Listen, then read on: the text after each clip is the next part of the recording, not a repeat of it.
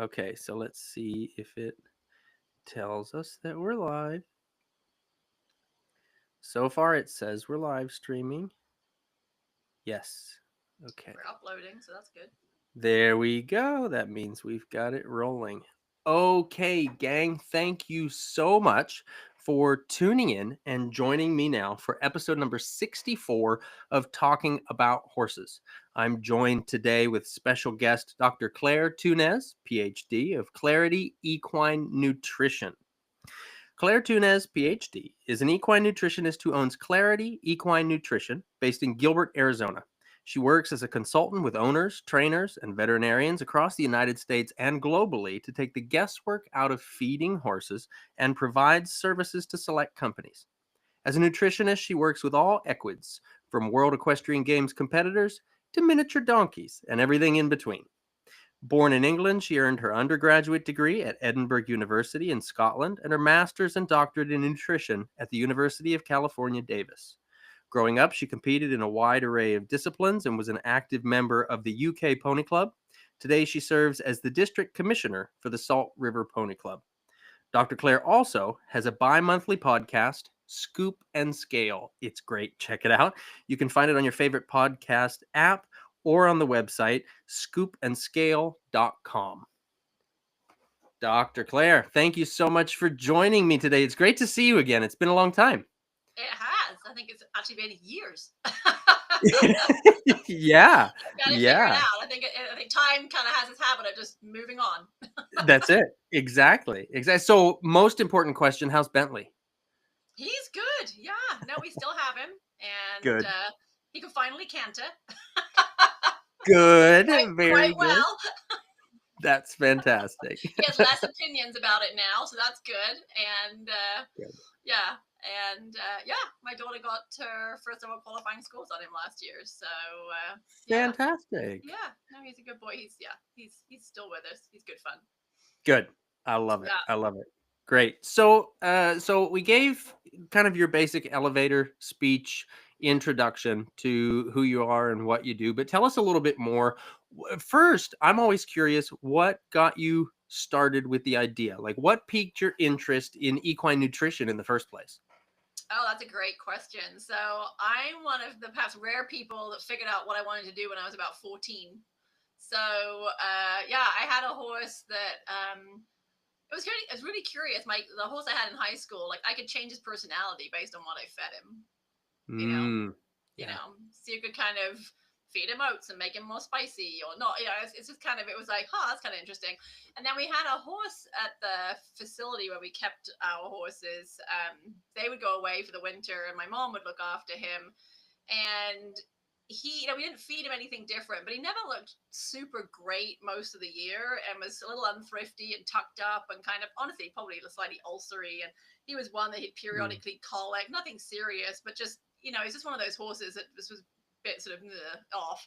And when my mom looked after him, he always gained weight. Didn't fed him the exact same thing the owner fed him, but like he always gained weight. He always was more relaxed. And his owner was one of these people who was like very busy and would just sort of like arrive at the yard in the evening and just sort of pull him in from the field and throw him in a stall and throw his feed at him and go back in the house. And, my mom, we come from a lot. My grandfather was a dairy farm. I always have farming roots and around livestock a lot. And, I remember my mom when I was a kid sort of watching the horses eat. She's like, just be quiet and listen to them eat hay. It's the most amazing sound. Like, excuse me, just hang out and listen, and had a very mm, different approach. Just kind of just be there and don't expect anything and just slow down, and that sort of approach to managing him, he would really thrive in the sort of 4 weeks, 5 weeks that he was in her care. So to me, that was really fascinating too. So to me, that was kind of like the art of nutrition and how I could change my horse's way of going and like the amount of gas he had in the tank based on what I fed him. To me, that was like the science of nutrition. And that just, both sides of that was just mm, fascinating to me. So we had a family friend who was a dairy consultant for nutrition.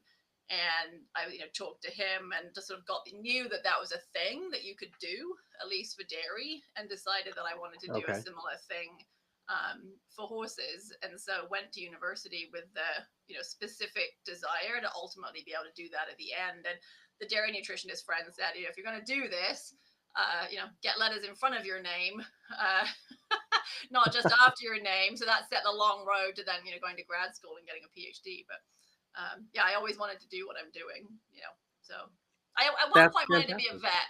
I wanted to be I think we all wanted to be a vet. I was told you can't be a vet, you're a woman. So that was Oh, poor advice, and I didn't really right. believe it. But at the same time, it was kind of like everybody. There are so many people that want to be vets, and I just Mm, decided, when I came to the States, I probably could have gone to vet school. But at that point, I looked at it and thought, do I really want to end up with $200,000 in debt? I don't think I really do. yeah, So, kind right. of stayed on my path of doing nutrition. There you go. Fantastic. Great.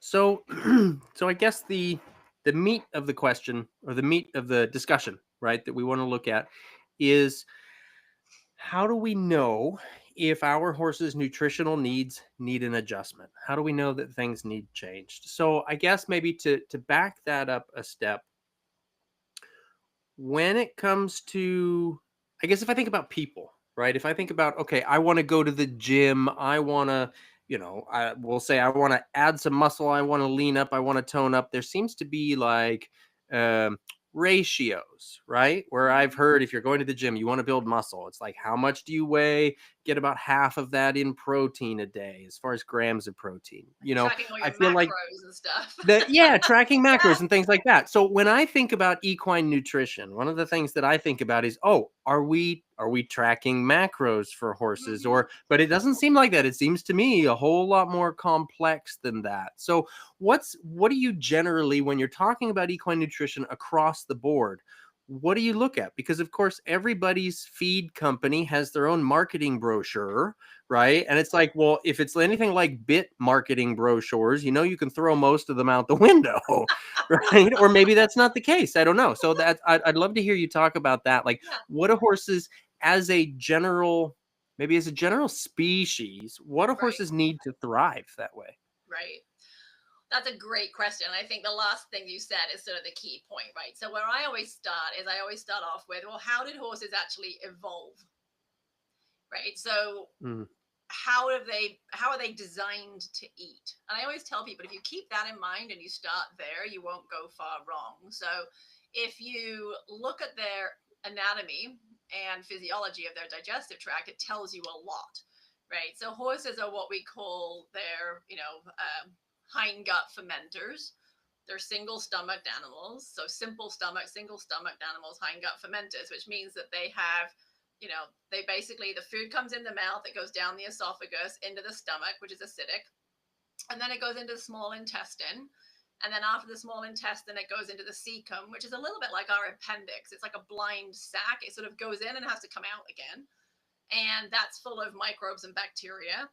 And then it goes into the large colon, which is full of microbes and bacteria. And then it goes into the small colon and out the rectum. And then you have, road apples at the end, so to speak, right?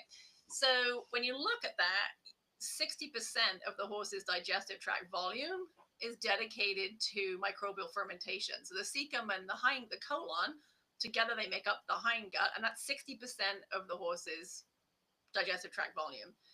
So, like all other herbivores, like, so cows are different, right? They're ruminants, but deer are ruminants, and rabbits are slightly different again. But all these herbivores, what makes them special is that they each have a part of their digestive tract which is dedicated to microbial fermentation.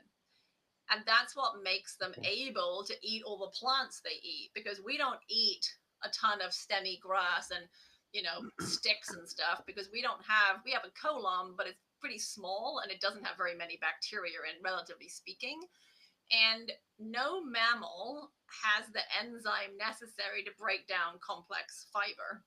All right, we don't have that enzyme, we don't have that mm, ability, but the microbes do.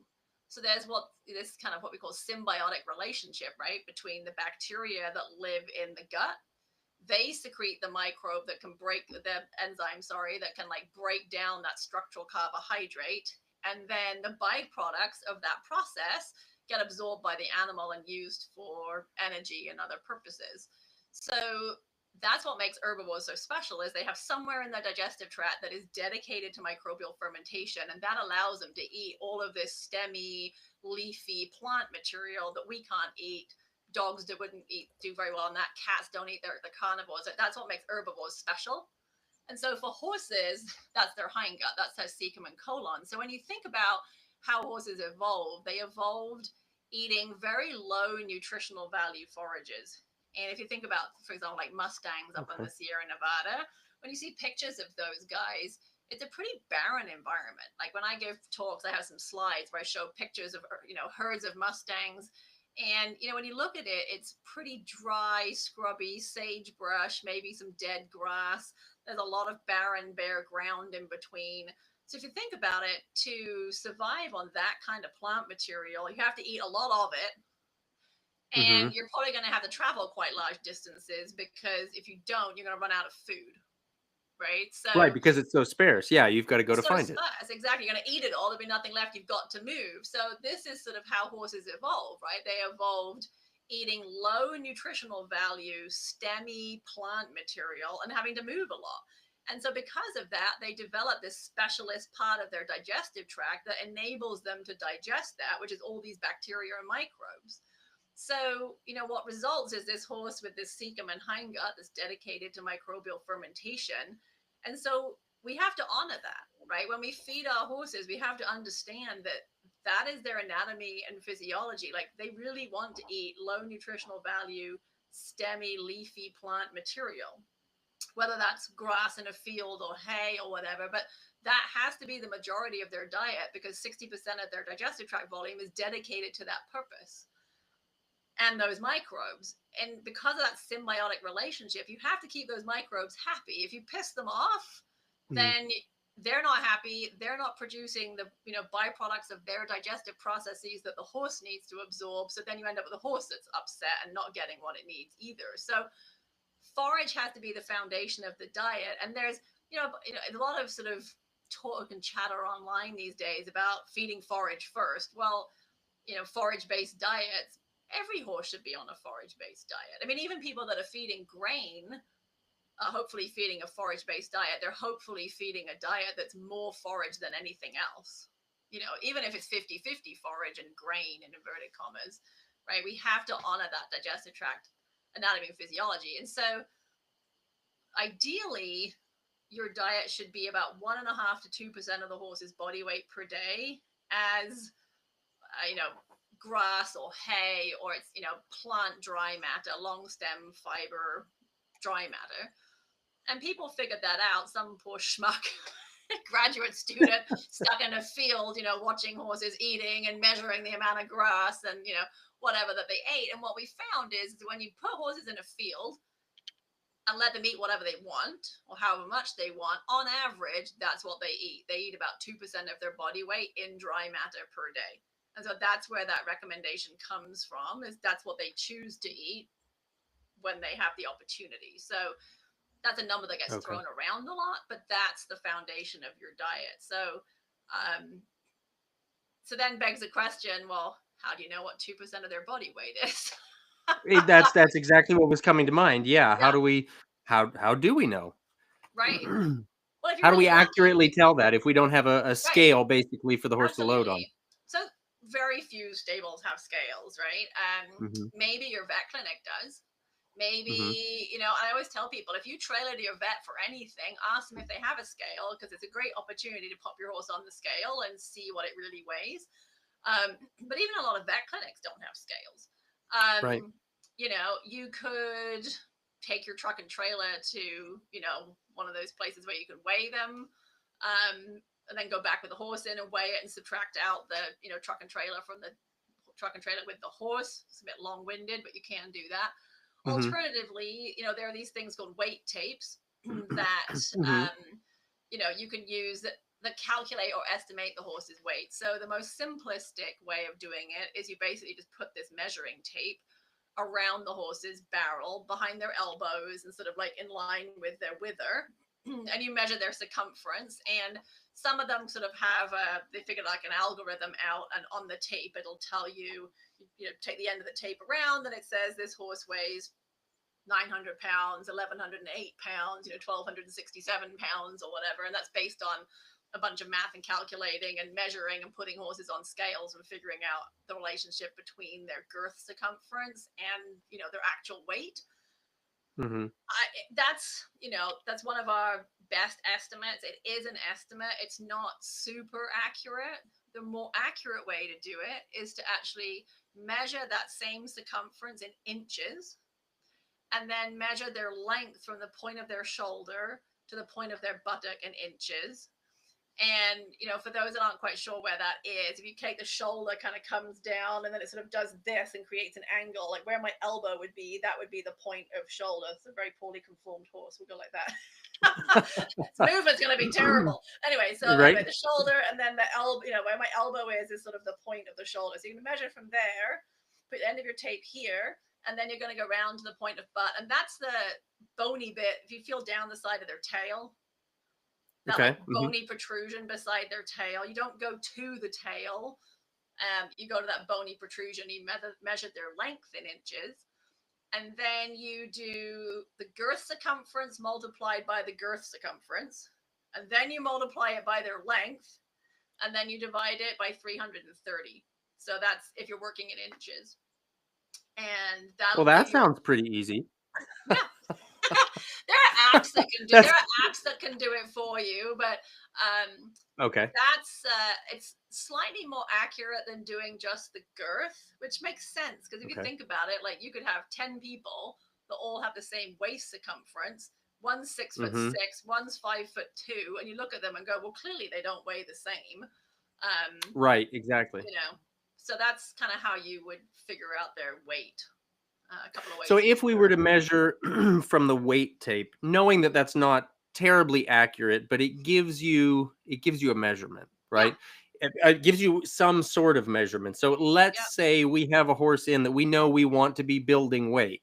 That would Mm-hmm. give you at least a benchmark. If not an accurate measurement, it would Yeah. give you a benchmark. Yeah. Yeah. And then, and so you mentioned about needing to build weight.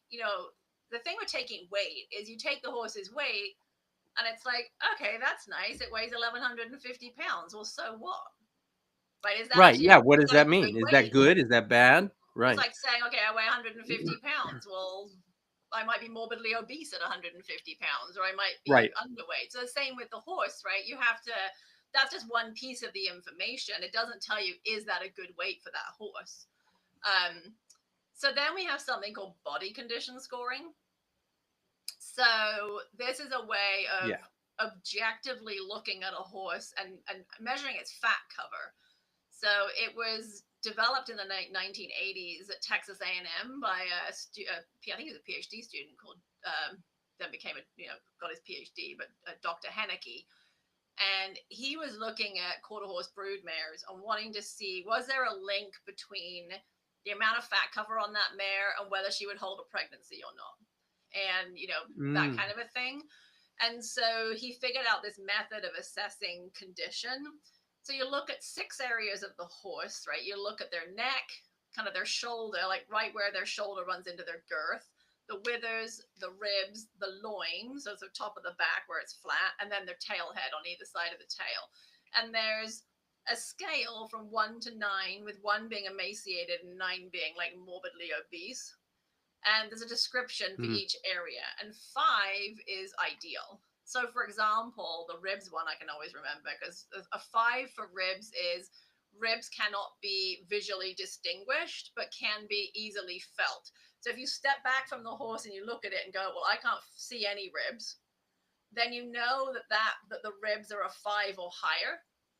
Then you need to go put your hand on the ribs and go, are they right there?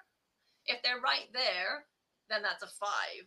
If you're kind of poking around going, well, I can feel sort of, a faint outline of ribs, but it's sort of squishy and whatever, then that's probably more like a 7, right? So you and so you do that in each of the 6 areas. You look at it, you feel it, you read what it says. I give each area its individual score, and then I average it for the whole horse.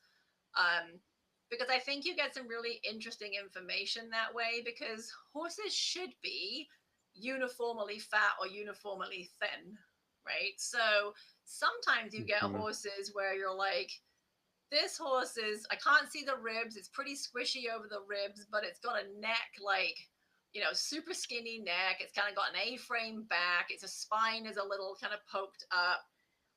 And people come to me with those horses and say, I really think my horse needs to gain weight.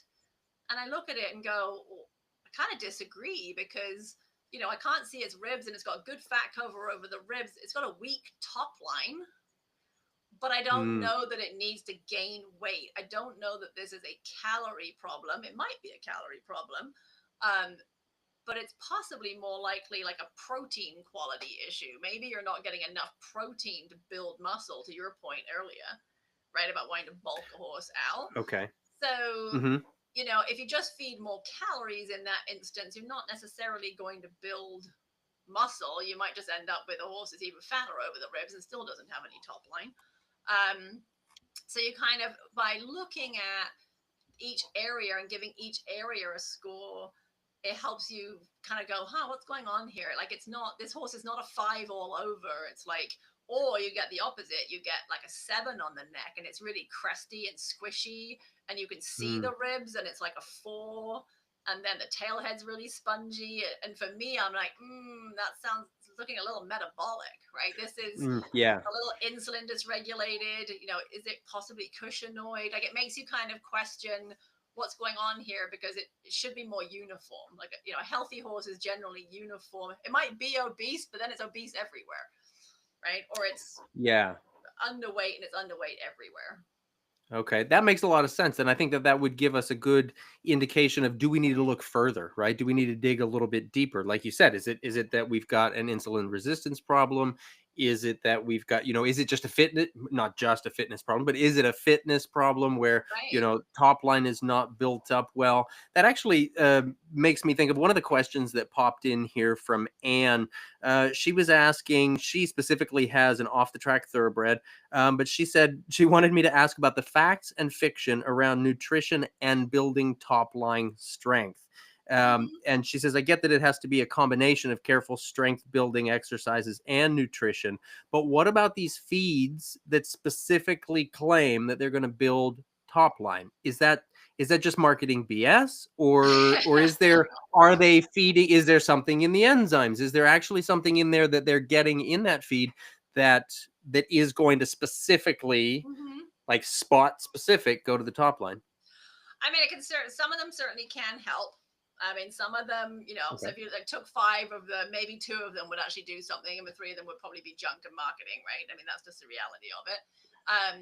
Okay. But some of the better ones, so the ones that are, quite high protein, maybe they say they have whey protein in them. So, horse muscle is made up of what are called branch chain amino acids. And so I rarely ever see a horse is protein deficient. I mean, they're consuming quite a lot of protein. Here's the interesting thing: horses actually don't have a protein requirement.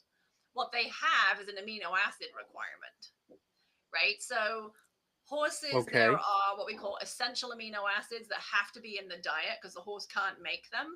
And then there are non-essential amino acids that, they can take a bit of carbohydrate over here and a bit off this protein over here, and they can make an amino acid. So those don't have to be in the diet because they can make them.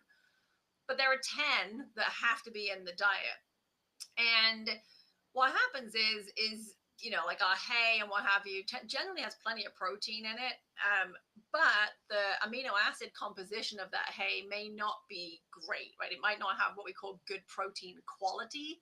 So the quality of a protein is judged on, how much essential amino acid is it providing, right? So for example, Gotcha. if you take like alfalfa, has lysine is an essential amino acid, and it's the one that's most commonly missing. So alfalfa has more lysine in it than most grass hays do. So it's a better quality protein than, say, Timothy protein, the protein you're going to get from Timothy. Soybean meal is what we call a complete protein. It gives you all the essential amino acids. It's the best quality protein, plant-based protein we have available in livestock feeds. So it's even better than alfalfa. So that's why we see so much soybean meal in our feeds, is because it's a great Okay. source of all the essential amino acids the horse needs. But specifically, what you need for muscle is branch chain amino acids, and those are found in whey protein. And so it's no different than if Okay. you've ever gone and looked at, muscle milk or all the things, that those, Hmm. shakes, protein shakes or whatever. A lot of them are whey protein based, right? And and that's what you're finding in some of the better quality muscle support products that are on the market. Hopefully they have whey protein in them. Hopefully they have, maybe they'll even tell you how much leucine they have in them. Leucine is the most predominant amino acid in equine muscle. So again, those will be in there. So yes, if they have an adequate quantity of those things, they're probably quite good. But you're looking at gram quantities of things like leucine, and Hmm. oftentimes you look at it and it's like 150 milligrams, which seems like a big number, but you have to realize that's 0.15 grams. That's like nothing. Yeah. So it's a high number of a small unit. Exactly. That's Yeah. exactly it. So Yeah. it pays to actually understand units, which I find a lot of us don't really understand units very well. So as you to your point, Right. you go, well, it's got a lot of amino acids in there, and those are pretty big numbers. 100 and 1,200 milligrams of isoleucine or something, and it's like, well, that's 1.2 grams. That's not as actually as much as you think it is, potentially. So yeah, you have to read the labels, you have to read the ingredient lists, and then Mm. the key to building muscle. I mean, you actually have to work the horse. Sadly, sitting on the couch doesn't. Sitting on the couch, I found, doesn't actually build muscle. Like, I mean, I drink protein What? shakes for breakfast, but I don't generally build a lot of muscle. I sit in front of my computer all day. So wait. We've got to change our routine and our nutrition? Yeah, sadly, Shit. I know. I didn't Well, sign and up then for that plan. I know. And then it's a, so you've got it. So yeah, it's the building block, right? You have to have those building blocks there, but then you have to work the horse, and then it gets worse. You actually have to work the horse correctly. Well, oh, It, come on now. I know. And then, Now you're to just actually setting the use standard some. too high. I know. So like if you're, so it's always interesting. I go into Bonds and, look at tack rooms, and people will sort of, I walk by the tack room and look on the wall, and I'm always just kind of like curious about what am I seeing hanging on the wall in the tack room, and sometimes I'm just kind of like, I'm not sure I can help you with your top line issue. As the horse comes out with an upside down neck and what have you, and they're telling me they want more top line, I'm like, well, I mean, I can give you all these things to feed your horse to build top line, but your tack room is telling me it won't make any difference. That's such a great point, and I was actually just talking to the farrier yesterday, a farrier friend of mine here at the barn, and we were talking about certain horses and the wear patterns on their feet. And he had somebody that was traveling with him. He was educating a new upcoming farrier, and he was talking about this type of shoe and that type of trim and the other thing. And then the topic went to, but how's the horse being ridden? Because if you're Right. doing, if you're constantly pulling back on the horse, you're going to see that show up in their feet. If you've got, certain ways that you're working them, riding them, is going to make them use their body in a certain way, that's going to show up in their feet as well. So that makes perfect sense. To me, it makes perfect sense. That idea of how you're actually working them dictates how are you utilizing the nutrition that they're actually getting. Just like you said, you can drink Right. the protein shake, but if you don't get off the couch, it doesn't do anything. No, absolutely. And to your point about feet, because I've gone through this, we actually have another horse now. He's more of a thoroughbred type, and I've struggled to get top line on him, especially specifically through the loin. He's a little bit of a hunter's bump kind of thing going on, a little weak through the loin. And got the diet, got the protein where it needed to be, kind of got him, working a little more over the back and what have you. He has a history of saddle fit. Is another thing, right, for top Mm-hmm. line. And vitamin E, and we should talk about vitamin E at some point because that's an important one.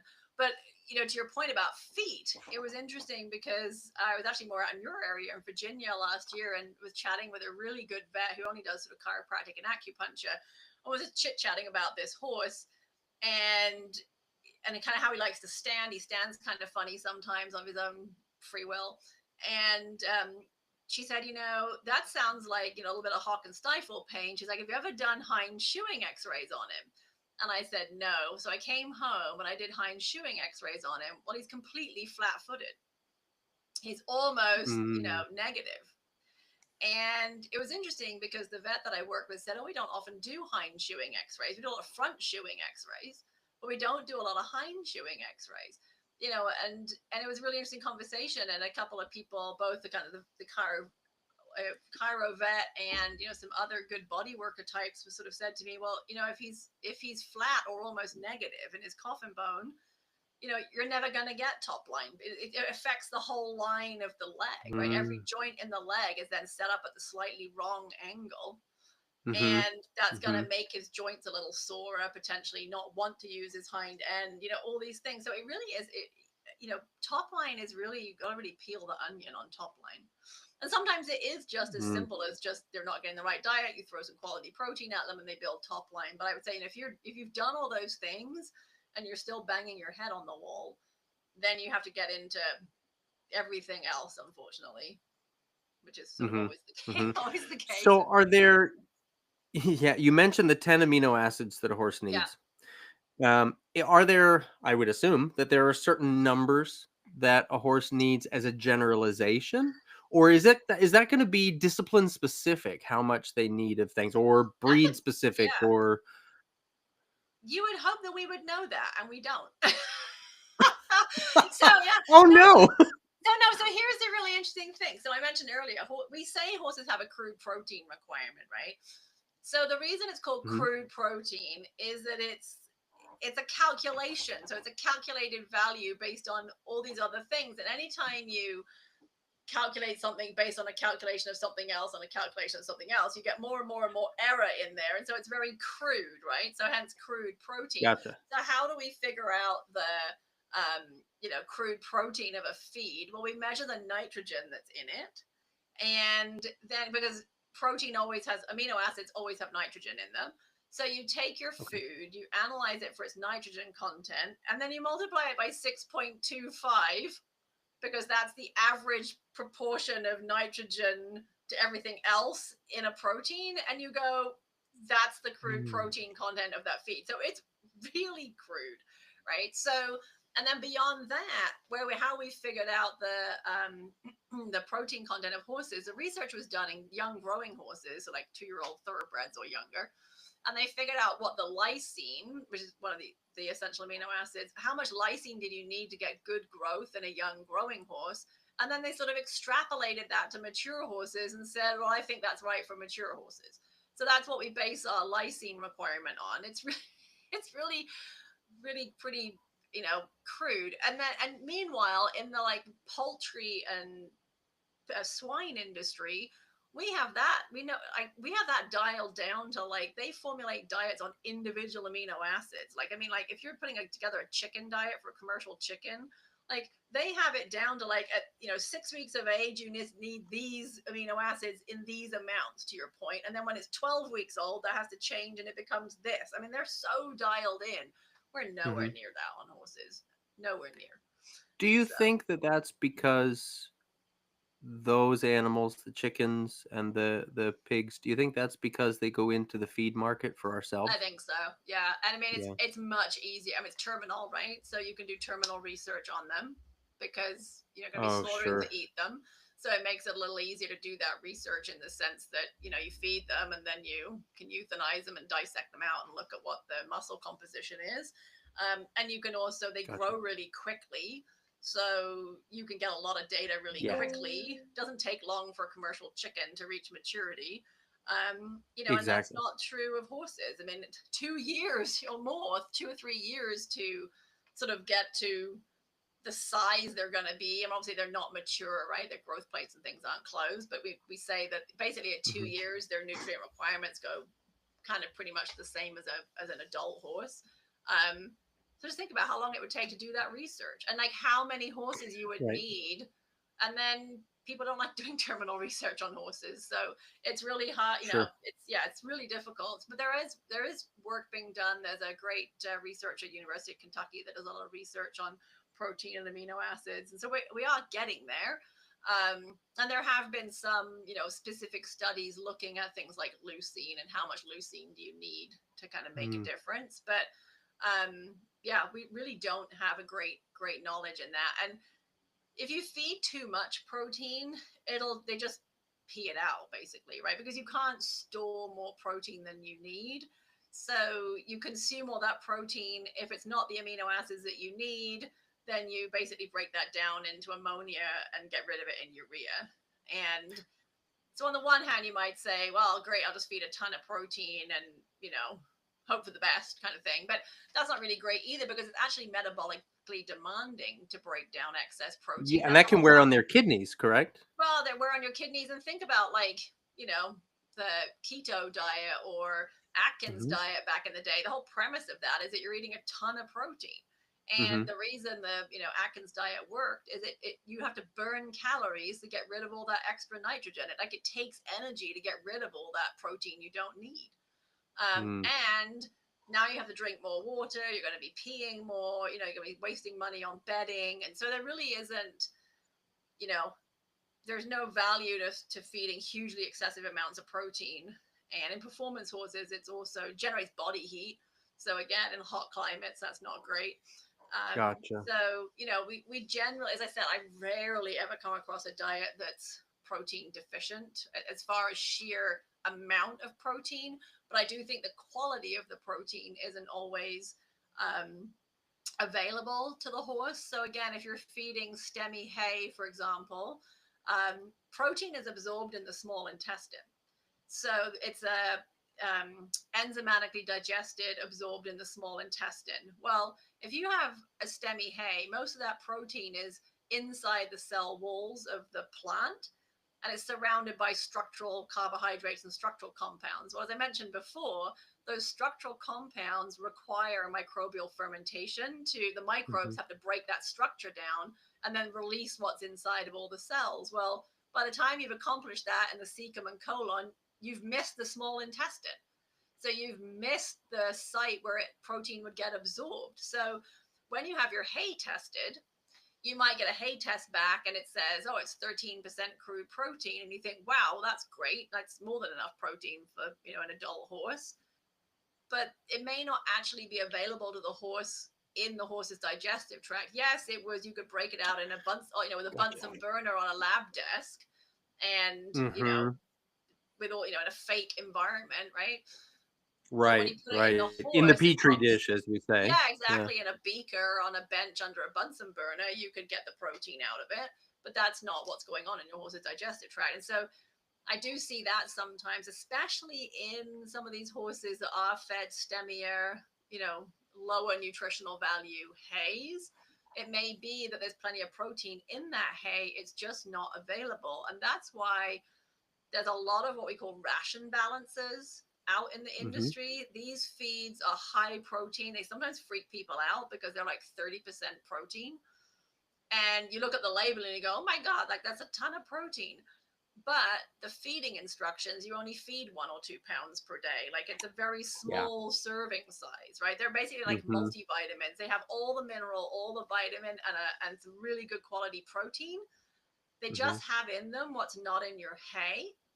And then, and it has a very small serving size. So again, that units thing, if you think, okay, it's 30% protein, but I'm only feeding 2 pounds, you might be feeding like 300 grams of protein, or it's not very much protein in the scheme of the horse's whole diet, but it's really good Hmm. quality because it's nearly always soybean meal.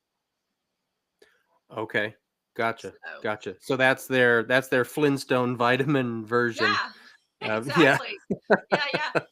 And so the way I look at it is like, I want to make sure, backing up to our steps, I'm going to weigh my horse. I'm going to figure out like, is that a good weight for it or not? Let's assume it's a good weight. Then I'm going to say, well, first of all, I'm going to look at what I'm feeding it already and say, well, because Hmm. if it's in good weight, then what I'm feeding already is clearly meeting its calorie need. So I don't need to change the calories necessarily, right? If it's underweight, then I'm not feeding enough calories. If it's overweight, I'm feeding too much calories. So I'm going to figure out how to take some calories away.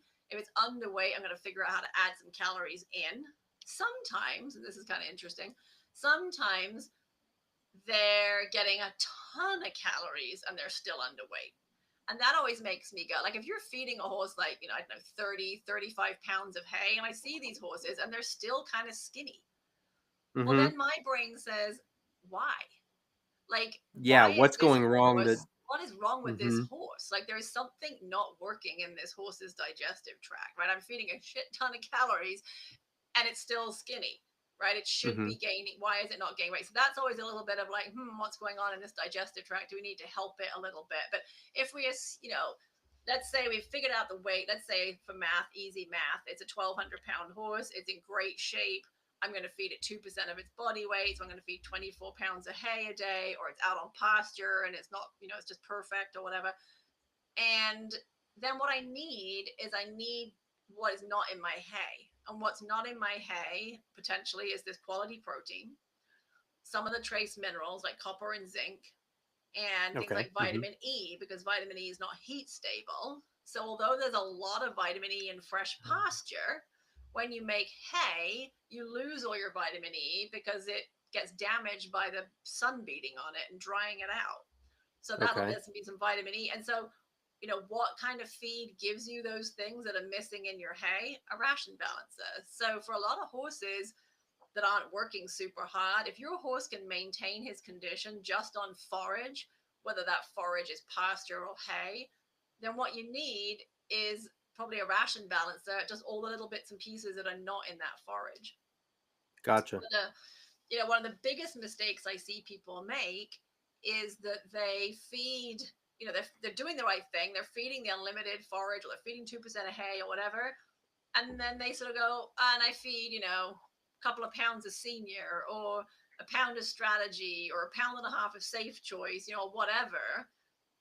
And then when you read the feeding instructions for those feeds have massive feeding, like the original red bag Purina Senior, you have to feed like a 1,200 pound horse like 18 pounds of that a day to meet all of their vitamins and minerals.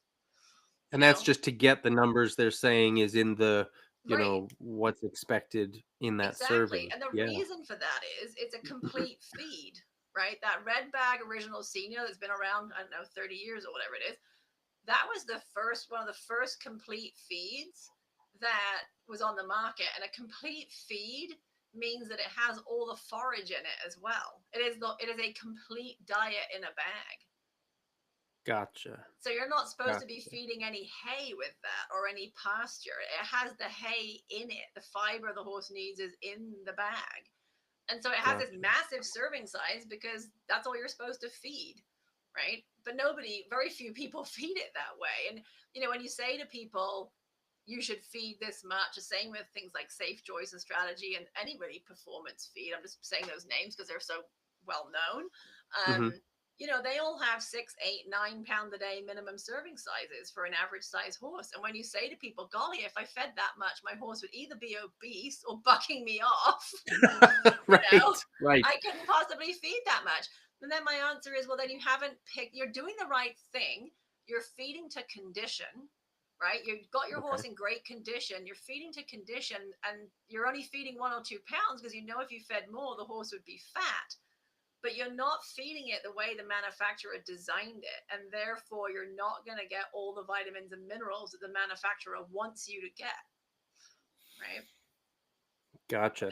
That's one of the biggest mistakes I see people make, is they don't follow the feeding directions for the feed that they've Yeah. And so selected. then when you're not following it to the label, Uh-huh. you don't really know what you're giving them, You're certainly not right? I mean, well unless known. you're really doing a lot of math in there. Right.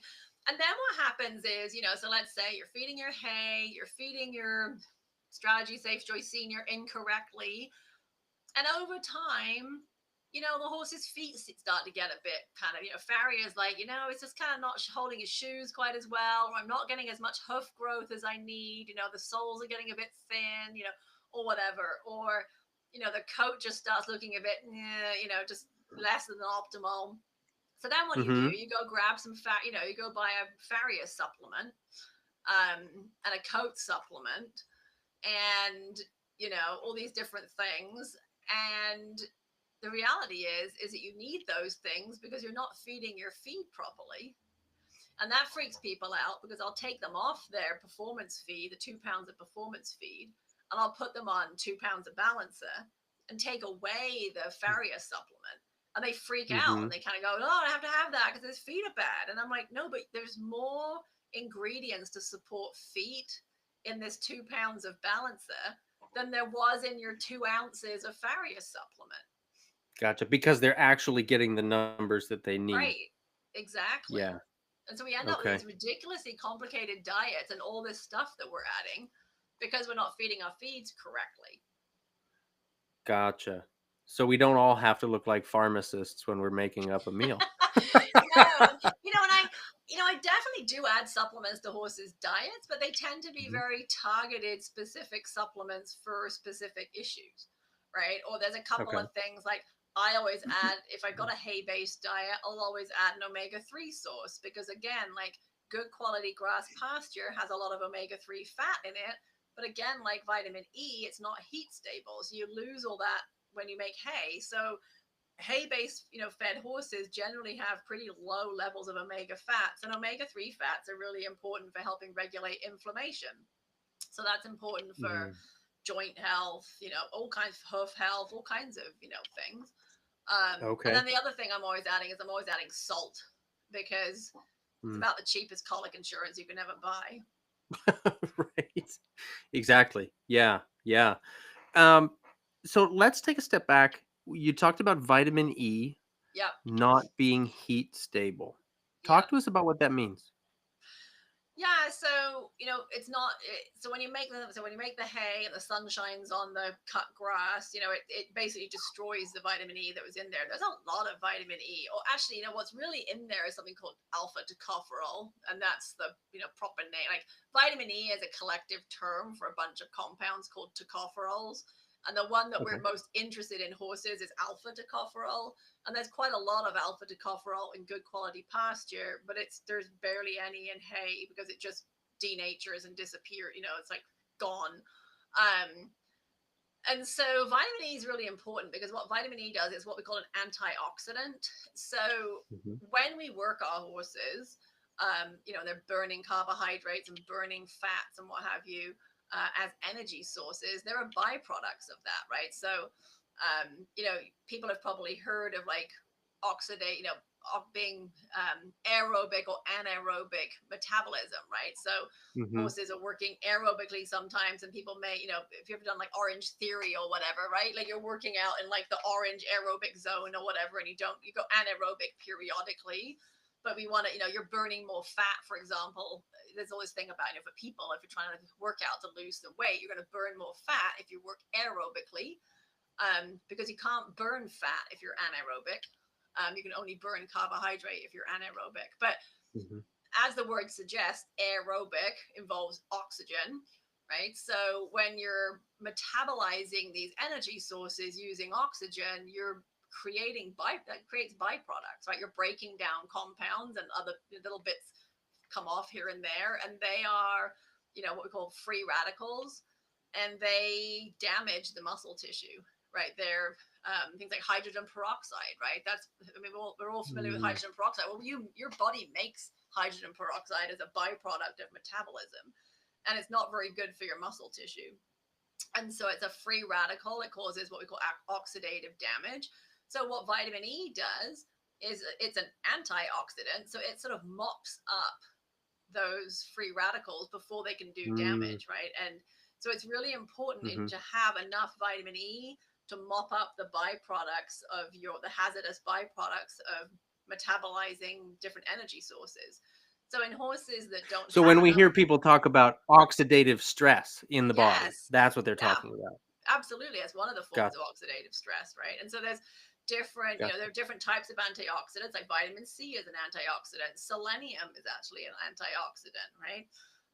Mhm. People that, for example, there's a antioxidant called glutathione peroxidase, right, which has become quite popular with, I think, people that have things like MS and other conditions, right? So there's a mitochondrial. We're getting into kind of like learning Mm. about like cellular level energy production and stuff and the byproducts of that. And so, some people out there that are, dealing with some health challenges with some of these energy mitochondrial type issues like chronic fatigue and, those kinds of things we're learning about, how mitochondria work. And there's sort of, so glutathione is another one that's, people may have heard of because it makes the news every now and again. But yeah, if you don't have enough vitamin E, your horse can't mop up the waste products of the work that it did that day. And so then those are sitting in the muscle, potentially damaging the muscle. So you're going to have a horse that comes out the next day a little sore, not quite as, Hmm.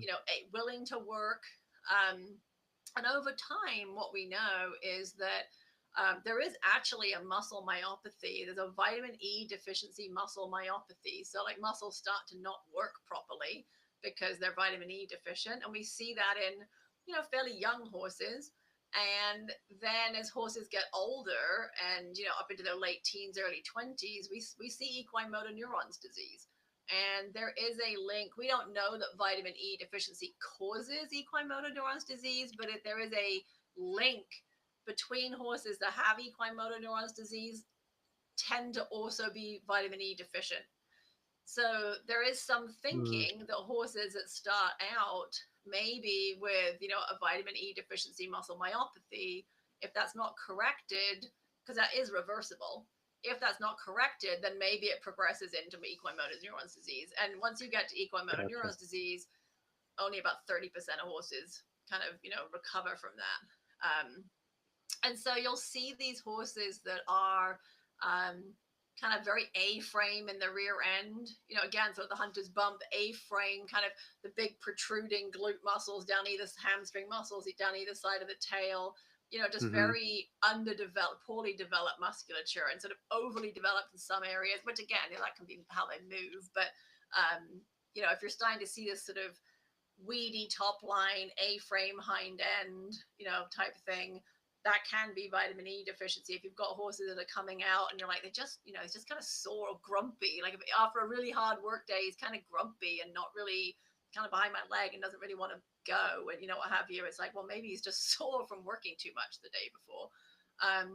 So Mm. vitamin E is something that what's also interesting about vitamin E is that each horse is slightly different on how they metabolize it and how much they need. So there is a requirement based on weight and what the horse does for a living. And for example, most of the diets I put together are normally providing 150, 200% of that requirement. But sometimes you'll test those horses and they're deficient. And then you'll test another horse that's got the exact same amount of vitamin E, doing the exact same amount of work, and they're not deficient. So, really, for Gotcha. vitamin E, you need to be testing your horse every year. And that Okay. is my recommendation to people, that they actually test. And unfortunately, because of the individual variation between horses, you can't just say, well, I own 5 horses and I'll just test one of them. And if they're fine, they're all fine. Oh, sure. Right. Sorry, that doesn't work. Right. So they can have these problems if they're not getting enough vitamin E. Mhm. Is there a problem with getting too much? Potentially, people think it's a very benign, like the research suggests you can feed up to like 10,000 IUs per day without an issue, and that's probably true for some horses. But it isn't completely benign. It does cause, it gets incorporated into cell membranes, and it can make cell membranes kind of thinner. So some horses that have too Okay. much vitamin E, sometimes they'll, like, some of them can become like bleeders, in their lungs. Mhm. Mhm. Um, and that's not the only cause of bleeding into the lungs, but it's thought to potentially could be a cause. It also causes bone demineralization, so it's not, yeah, That too much sounds is like a big deal, particularly for, a yeah, horse when we're talking about them carrying a load, i.e. the rider and, absolutely, aiming to work through their hindquarters and, the yeah, concussive force of yeah, that yeah, for sounds like a sure. big deal to be careful of. It is, and it's such an easy thing to test, right? And what's really interesting, I mean, I had a client who had 3 horses, kind of doing similar work. I mean, she had 2 warm bloods and a quarter horse, but they were all doing similar work, and they were all fed the exact same thing. One of them was deficient, one was right in the middle of normal, and one was too high. Um, Mm. Similarly to my 2 horses, I test them annually. I had some vitamin E, some liquid vitamin E. So, we'll talk about in a minute, like different types, but the liquid vitamin E is really bioavailable. I got hold of some, and I just thought, well, I'll just give it to Bentley because I have it. Why not? And I only gave him like 2,500 IUs. It wasn't like I gave him a lot. And on top of his balancer, which I think was probably giving him 1,000 IUs, so maybe he was getting 3,500 IUs, pulled his blood and his value. So normal is like, I never remember the units. It's like normal is 2 to 6. I think he was like 7.5. And I was like, okay, enough of the liquid vitamin E. Mm. So I haven't given him any supplemental vitamin E since. And I've tested him annually since, and his values run around about 5.5 just on the 1,000 IUs that's in his balancer. Meanwhile, the Oh, horse that okay. I purchased, the thoroughbred that I have, was getting balancer in about 3 or 4 pounds of senior. I pulled his vitamin E. His value was 2.1. Well, normal is 2 to 6. I would argue that 2.1 is, I mean, you're scraping the barrel at 2.1. And I Mm. would prefer performance horses to be more like 4 to 6. Like, I really want them up in the, in the high end of normal. I mean, if you've got a Mhm. retired guy wandering around the field and he looks great and his top line's good and his weight's good or whatever, yeah, okay, 2 to 4, fine. I think anytime performance is involved, you probably don't want to be on the low No. side of the okay range, Right, right? exactly. Yeah, for sure, right? That's like the grand, the grand Yeah. aim of mediocrity, right? Like I don't know that we Yeah, want to aim for that. totally. Yeah, so he was at like 2.1. So I gave him liquid vitamin E on top of, he was probably getting 2,500 IUs just from his feed. I think I added like 5,000 IUs from liquid, tested him again, and he went up to 3.5. And I'm like, so it's really interesting. It's just fascinating how Wow. different those two horses are, you Now, is know? is that a supplement that, or vitamin E? Is that something that you can give a horse that when they're deficient, you might have to feed quite a bit to begin with to sort of normalize to come to a stable baseline, and then you can decrease that, or is that something you find that you have to stay up there, or is that different from horse to horse also? A little different horse to horse, but ideally is a great point. So there are different types of vitamin E, right? So there's synthetic vitamin E, Mhm. which is DL alpha tocopherol. And then there's natural vitamin E, which is D alpha tocopherol. The natural vitamin E is more absorbable, it's more bioavailable. So you're going to get the job done more quickly, basically, with that. Mhm. There's also vitamin E is a fat soluble vitamin, so it needs fat to be absorbed out of the gut. So it ends up Mhm. being surrounded in fat, and these little globules of fat, and then being taken out of the gut with fat. There is a way that they chemically like mess with it. They micelize it, is what they call, and so it basically makes it water soluble, so it doesn't have to be bound in fat to be absorbed. That stuff is like super absorbable and shown to increase blood levels of vitamin E within like 12 hours, like really quickly. So typically, if you have a horse that is like deficient, or like my guy, like practically deficient, you're going to put them on the liquid, at least initially, to kind of quickly get their values back up to where it needs to be. And then you're going to test them again and make sure that worked. If that worked and they're now normal or where you want them to be, then you can start transferring them over to like a powdered natural vitamin E. Mm. Now that But you've it's not kickstarted the process. right. It's not going to Mhm. be as absorbable. So let's say you did like 5,000 IUs of liquid. You might need to drop that down to 2,500 IUs of liquid and do 5,000 IUs of powder for a while, right? And then you're going to end up taking away the last, say, 2,500 IUs of liquid and bump up your powder to maybe 7,500 IUs. You may need a little more, Gotcha. just because it's not quite so bioavailable, but the powder is cheaper than the Okay. liquid, and kind of less annoying to deal with, and what have you. So, but a lot of people just decide to stay on. They get the horses to where they need to be, and they keep them on the liquid, you know, forever. But it's worth testing every year, especially on a horse that's on a hay-based diet. Gotcha. And it sounds like that's a pretty basic blood test, so that It wouldn't be a is. very expensive test either, right? No, I mean it's not super cheap. I want to say I probably when I get mine done, it probably ends up being 130, $150. Okay. But it's in the scheme of certainly with performance horses in the realm Mhm. realm of what we end up paying for things. It's one of the Right. less expensive things, Right. for sure. Well, And and it's particularly if that's a horse that you're concerned about their nutrition, you're for concerned sure about their body score, right. that sounds like a pretty reasonably inexpensive test to rule that out, because that Yeah, would be a big problem if it is a yeah, problem.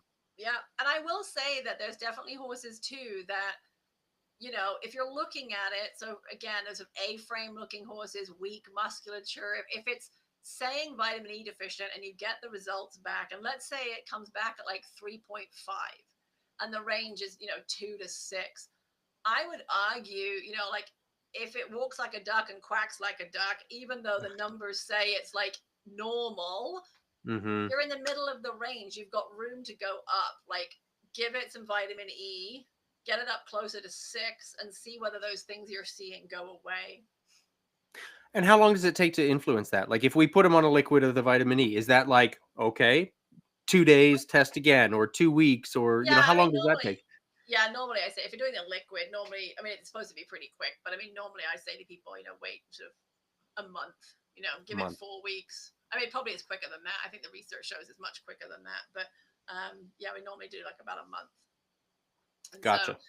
yeah, and so when I have clients whose diets, when I look at their diets and calculate everything out, and it says they're deficient in vitamin E, because they've been feeding like senior and strategy, whatever, incorrectly, I correct that. I maybe put them on a balancer, or whatever. On paper, the diet's going to have that, 150% of requirement or whatever. And I always tell them, feed this new diet for 4 to 6 weeks, then get your vet out and pull blood, and then we'll know, do we need to add a vitamin E supplement, or is the diet okay?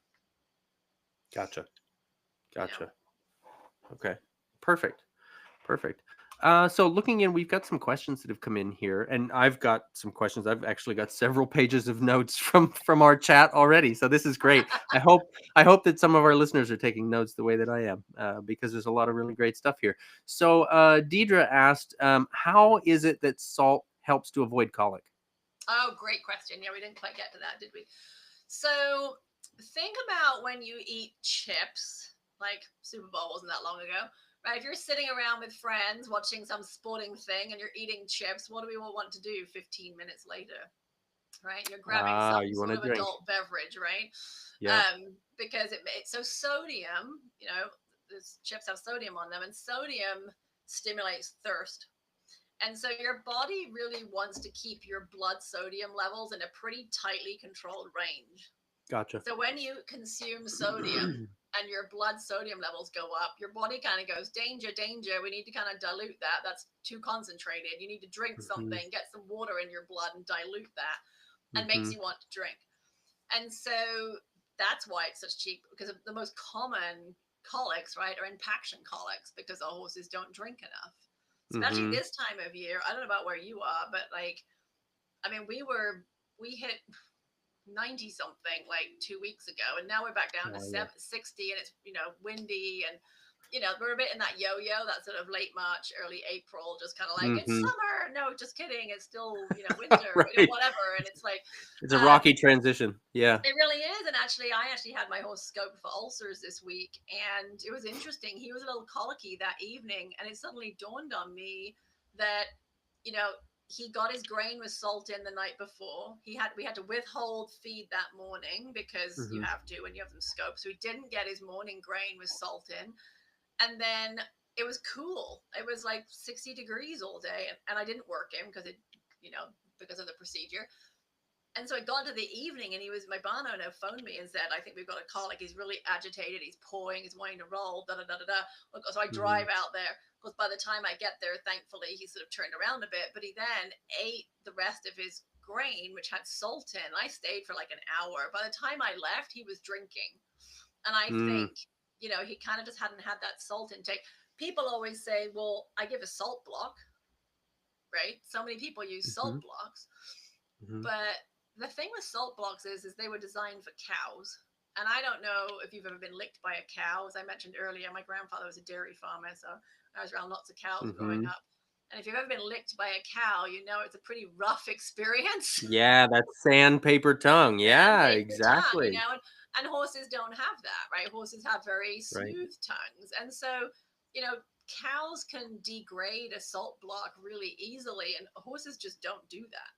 And I mean, Mm. frankly, the thought of going and licking a block of salt is pretty disgusting to me, but I'm not I'm not much of a salt person. I have a friend who puts salt on their salad. It's a standing joke. I just think that's the most Oh, bizarre yeah. thing ever. But horses don't like licking salt blocks very much. And so, yes, absolutely, you need to have salt available 24/7. They should absolutely have salt. Um, because actually, sodium is the only mineral they have a craving for. It's the only mineral they'll go seek Mm. out. So we've all seen horses licking railings, licking the inside of their winter blankets, like licking your hand, Mhm. licking this, licking that. Well, it's salt. They're looking for salt. So they do have a craving for salt. But like that average 1,200-pound horse we were talking about earlier, they need about 10 grams of sodium a day on a cold day doing no work. And that's the equivalent of about an ounce of salt. So for Mhm. your horse to lick an ounce off of a salt block every day, that's a lot of licking. You'd have to see that salt block getting a lot smaller pretty Yeah, quickly. I Yeah, mean that makes sense. that's a 2 pound block of salt. That's 2 pounds of salt a month that they're licking, and I just don't know that many. I mean, Yeah. there are horses. I do know of horses that lick that much, but most horses Mhm. don't. So for me, I want that assurance and peace of mind that my horse is getting that daily maintenance sodium requirement.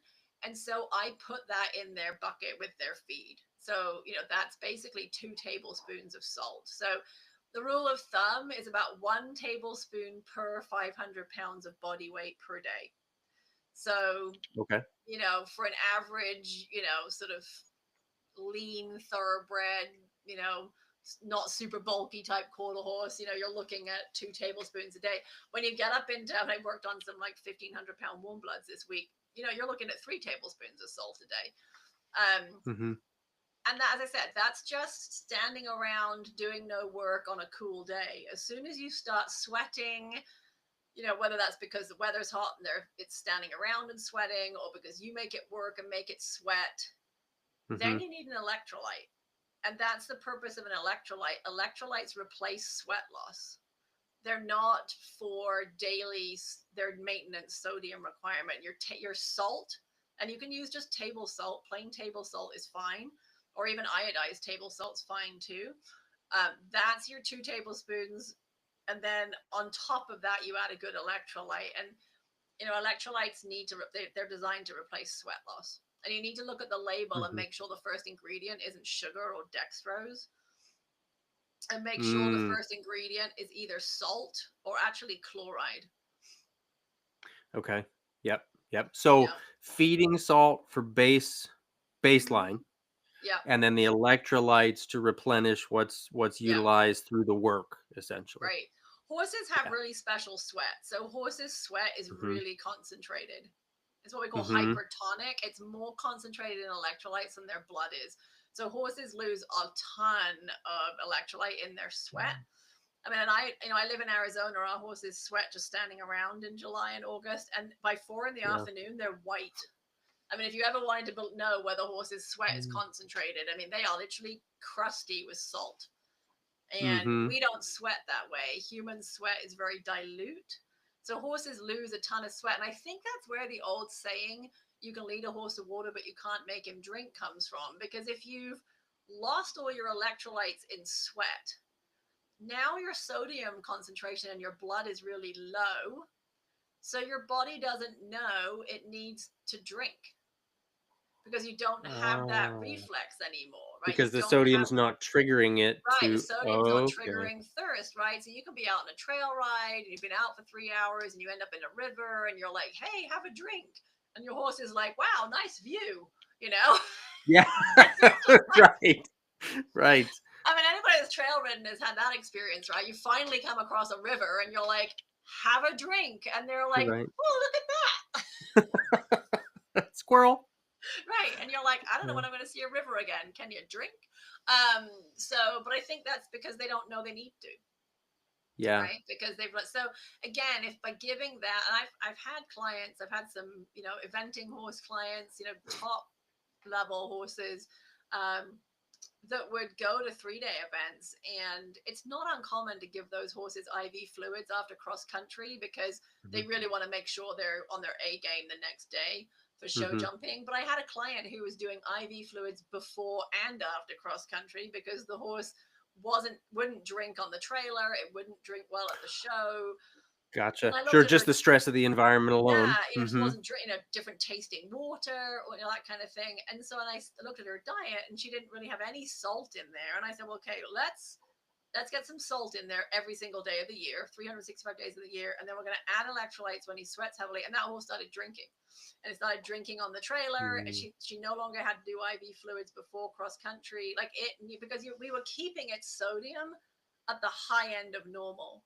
And so it kind of Gotcha. always had a thirst reflex. You know, it was always, if you think about like, if this is like, there's no thirst reflex because we don't have enough sodium, and you start here because you're not giving salt, and then your horse sweats and you end up here and you lose your thirst reflex, versus if you're here riding at the upper end of normal because you're giving salt, it sweats heavily and it ends up here, it still has a thirst Hmm. reflex. Right. Oh, Yeah. that makes sense. That Yeah, makes sense. so that's Again, why it's about it's establishing that baseline. exactly. So that's a very long-winded explanation as to why it's cheap colic insurance. No, I think that's great because it's, yeah, I think, I know from my experience, and I'm sure that you can steer me if I'm wrong, but it seems like dehydration or just lack of drinking is one of the number one causes of colic. Absolutely. Yeah, and it's one of the reasons why, Yeah. again, when the weather changes or the water gets Hmm. cold, or all those kinds of things. And even here's a funny Hmm. thing: I saw an exercise physiologist. This really hit me. For every what was it? For every percent dehydration, they lose 4% performance. So that Oh. really hit me because if you think about, like, if I mean, most of your listeners are probably familiar with like the skin pinch test, or like capillary refill as a way of knowing if your horse is dehydrated or not. And so for those that aren't familiar, Hmm. you take kind of like, you pinch the skin on the horse's neck and then you let go of it and it should spring right back again. And in a horse that's dehydrated, you Hmm. pinch it and it just kind of stays in the pinch, and then it sort of slowly goes back out again, right? So it should go Yeah, like really right back. slowly return. It should go back Hmm. in 1 to 2 seconds. And but it's only by the time that skin pinch, that's a hard thing, the skin pinch test um is positive and not springing back, the horse is like 5 or 6% dehydrated. So we don't even really have an easy way to Oh, tell, you know low level, I mean, they're already 5 or 6% dehydrated, so that would be a 20% reduction in performance right wow. there. So you're losing up to 20% of your horse's performance before you can even tell they're dehydrated. And horses sweat on the trailer, right? We don't see it because the air Hmm. moves over them, but they are sweating. And again, in the winter, people don't think their horses sweat. But it's no different. Like, I don't run much anymore, but I used to run more. Like, you can run in the winter and you don't feel like you get sweaty because the cold air is just blowing over you. Or even like when you're Hmm. riding, right? When we're riding, we don't get sweaty, and then it's like on our walk breaks, we're like suddenly like, oh my god, I'm so sweaty because you don't have the air moving over you quite so much. Or our horses are the same Right. way, right? They may not sweat while you're actively working them, but then you start walking, they start sweating in the walk because they don't have that as much evaporative cooling. Hmm. And Hmm. so, I mean, that's you know, something to think about too, is that they're sweating in the trailer on the way to an event. And there was some research done looking at a horse that does a 14-hour trailer ride sweats as much as a horse that does the speed and endurance on the old format 3-day event. So roads and tracks, steeplechase, roads and tracks, cross country. So if you take your horse on like a Wow. 14-hour trip to get to the competition that you're going to, they've already sweat a ton. You may not realize it because they don't look like they sweat. Then you do your Hmm. competition. I mean, by day 2 or 3 of the competition, if you're not replacing those electrolytes or whatever, now you've got potentially 20% reduction in performance because your horse is marginally dehydrated. And you're asking it to jump jumps and leave the poles up if they're show jumping or whatever. I mean, think about us when we're dehydrated. I mean, I'm like, I'm not very intelligent when I'm dehydrated. Like, I Right. know, like, I'll be sitting here in the afternoon sometimes when it's warmer, and it'll be like 3 in the afternoon, and I'll be like, wow, this is getting really hot. Like, why is this getting? And I sort of think, oh my god, I haven't drunk anything, since 8 o'clock this morning, right? Or it's like suddenly you realize, oh, I'm Yeah. dehydrated. I need to drink Right. something. Or you end up with a migraine, or, Yeah, brain lots of fog, different challenges. you Yeah. know. And so Yeah. then we expect our horses to like perform brilliantly in that moment. I mean, they're just as likely to get Mm, brain fog as we are. right. Or you Exactly. ask them And to but do then we call it cranky, we call it resistant, we call it right. lazy, we call it, like we've got so many names to say there's something that isn't working here. Right. Or, Right. you ask again. I once had a client dressage client, the horse was going about third, fourth level. And she's like, I just don't have a horse on the third day of the show. And she relied on a salt block. And I looked over the stall door. We were at the show. I looked over the stall door and I said, well, how do you do salt? She goes, well, he has a block. And I'm like, well, where is it? And she goes, well, it's at home.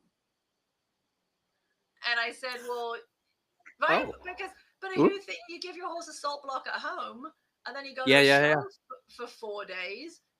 Did you Mhm. take your salt block with you? No, that's the other nice thing. If you're putting it in your baggies or your grain, it just becomes you don't have to think about. It's just there. It's just Mhm. there. And she was like, "Oh my god, I never even thought about bringing a salt block." And I'm like, "Well, by the time you get to the third day of your show, especially in like June when the weather is warm, your horse is probably Mhm. slightly dehydrated, kind of got Right. brain Pretty fog, depleted by that point. and Yeah. then you're asking it to do a line of 4-time tempi changes and wondering why it keeps missing." That makes a lot of sense. And I'm Yeah. not saying that's the cause of your tempe issues, but I mean, it could be playing into it, right? I mean, that's an easy Sure. thing, that's an easy thing to fix. Mhm. Right. That Right. might be easier. It might be easier than the rider learning to count. Yes. It'd be way easier. Yes. 100%. I'll vouch for that one. 100%. 100%. Oh, man. Great. I have so many questions. There's a few that have come in yet, here that I'd love to get to. So Nick Yeah. asked, "Is there a way to feed to create a calmer, not so hot horse?"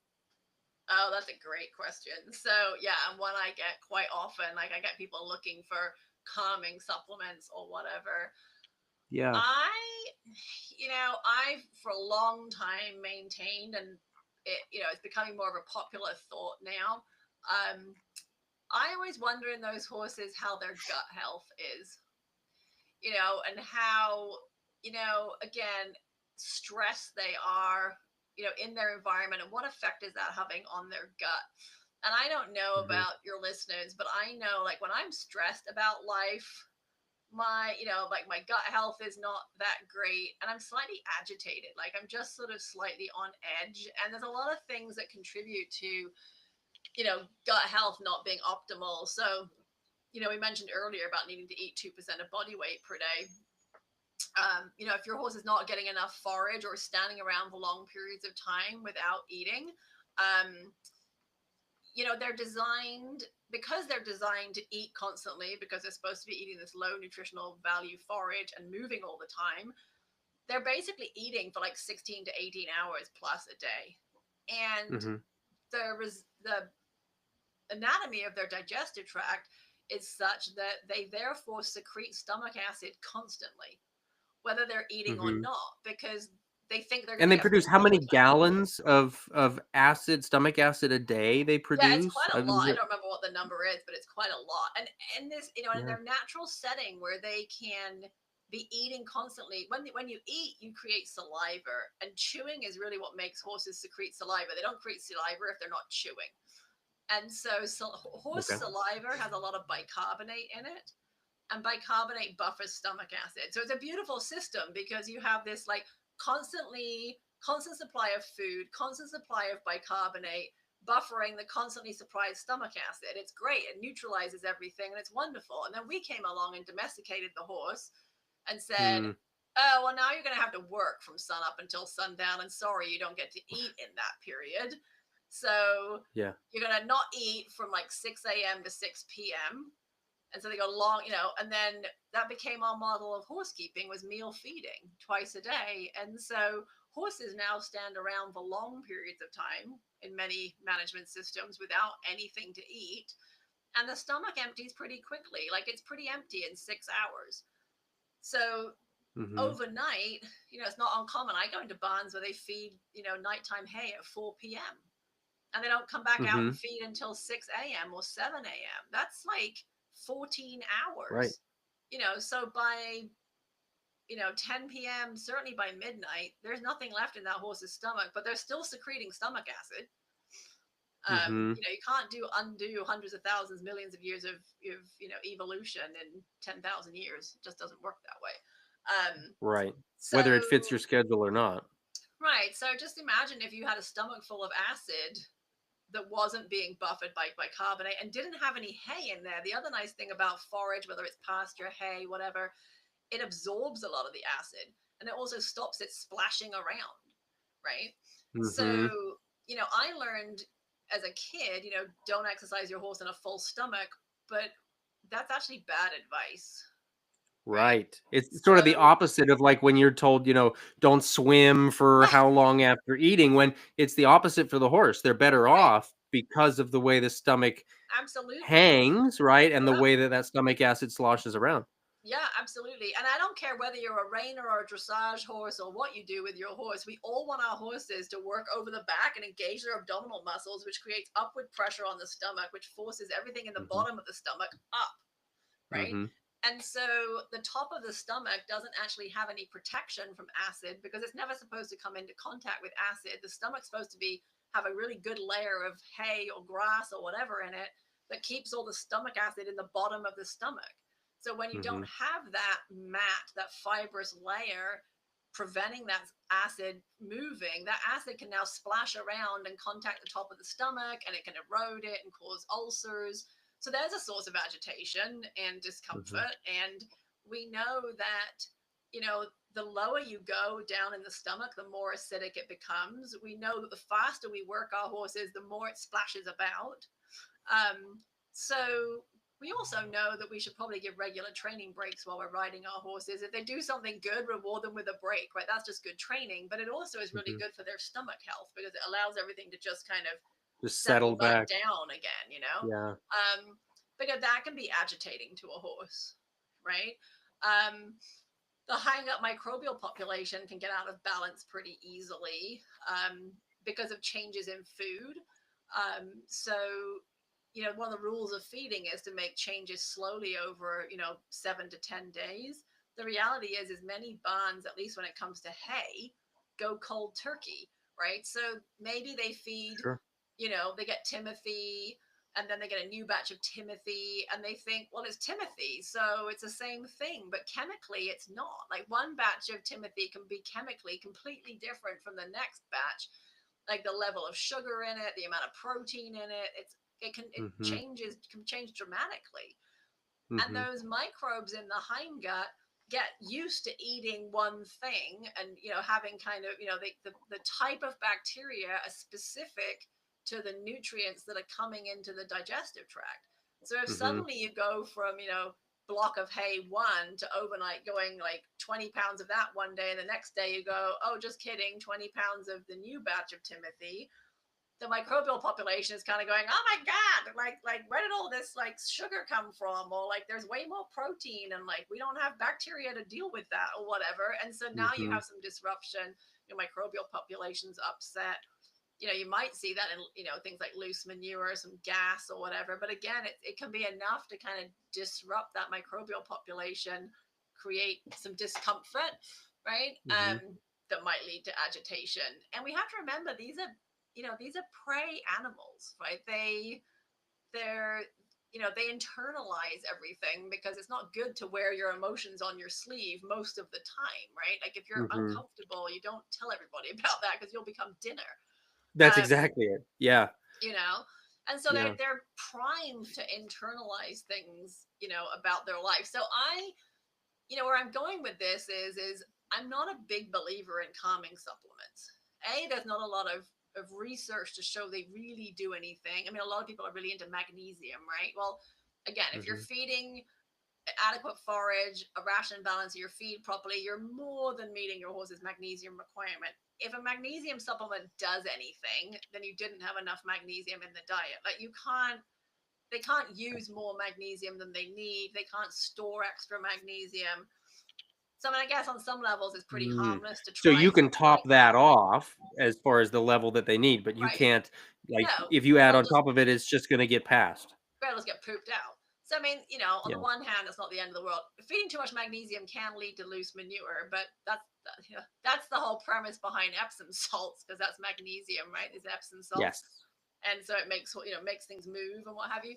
But you know, I'm not. If you want to really try a magnesium product, great. But again, there's really no research behind them.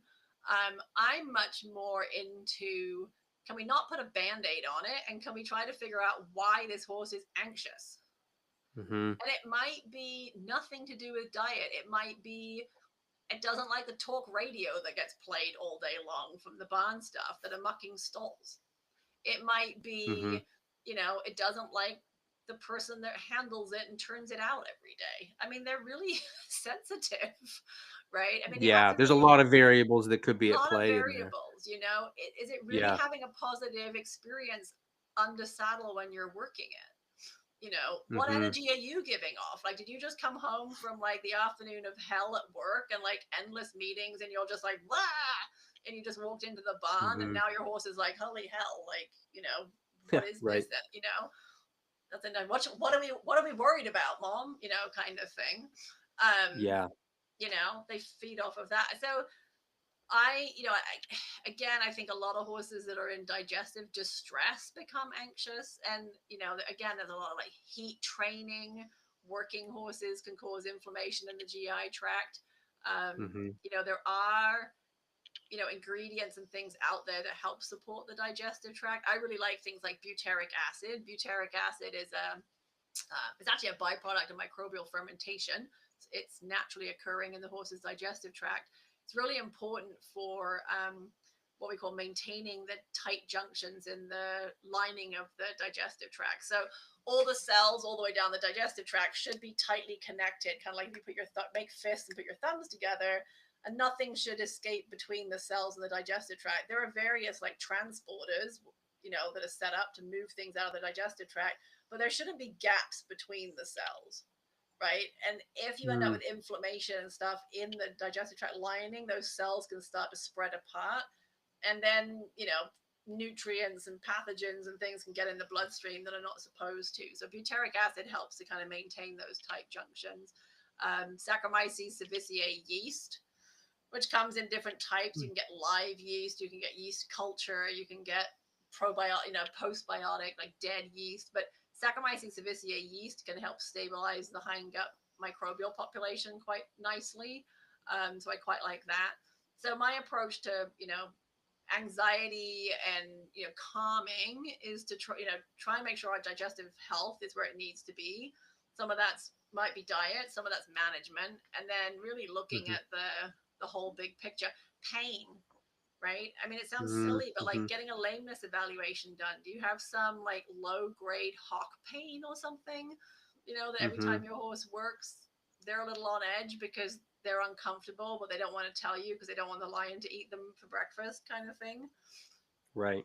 And you start building a Right. negative association to working and like anxiety because, and I was actually dealing with that a Mhm. little bit in my own horse. I mean, it just, not dramatic, but it just, I became aware of like every time we would ask him to try to sit a little bit and rock back, his response was he got a little tense and rush. And I was like, what's going on here? Like, there's something about this horse doesn't want to sit and carry. Like, his response to that is tension and rushing, like that to me. And so that Mhm. sent me off kind of going, okay, we need to kind of have a vet check done and make sure that we don't have some, and he did have a little bit of discomfort in his hocks and stifles, right? So took care of that. Now it's a completely different horse. Yeah. We don't have the Yeah. tension associated with the, he was running through my daughter's half halts. I mean, it was pretty shocking. At Mhm. times it was kind of a little bit like, um, and not so much with me, but I weigh a little more than her, and my timing's a little bit better than hers. Um, Mhm. but he was trying to tell us, he was like, this is uncomfortable. You're asking me to do something that's uncomfortable, and it was starting to create some anxiety and tension in him, and a rushing response. Yeah.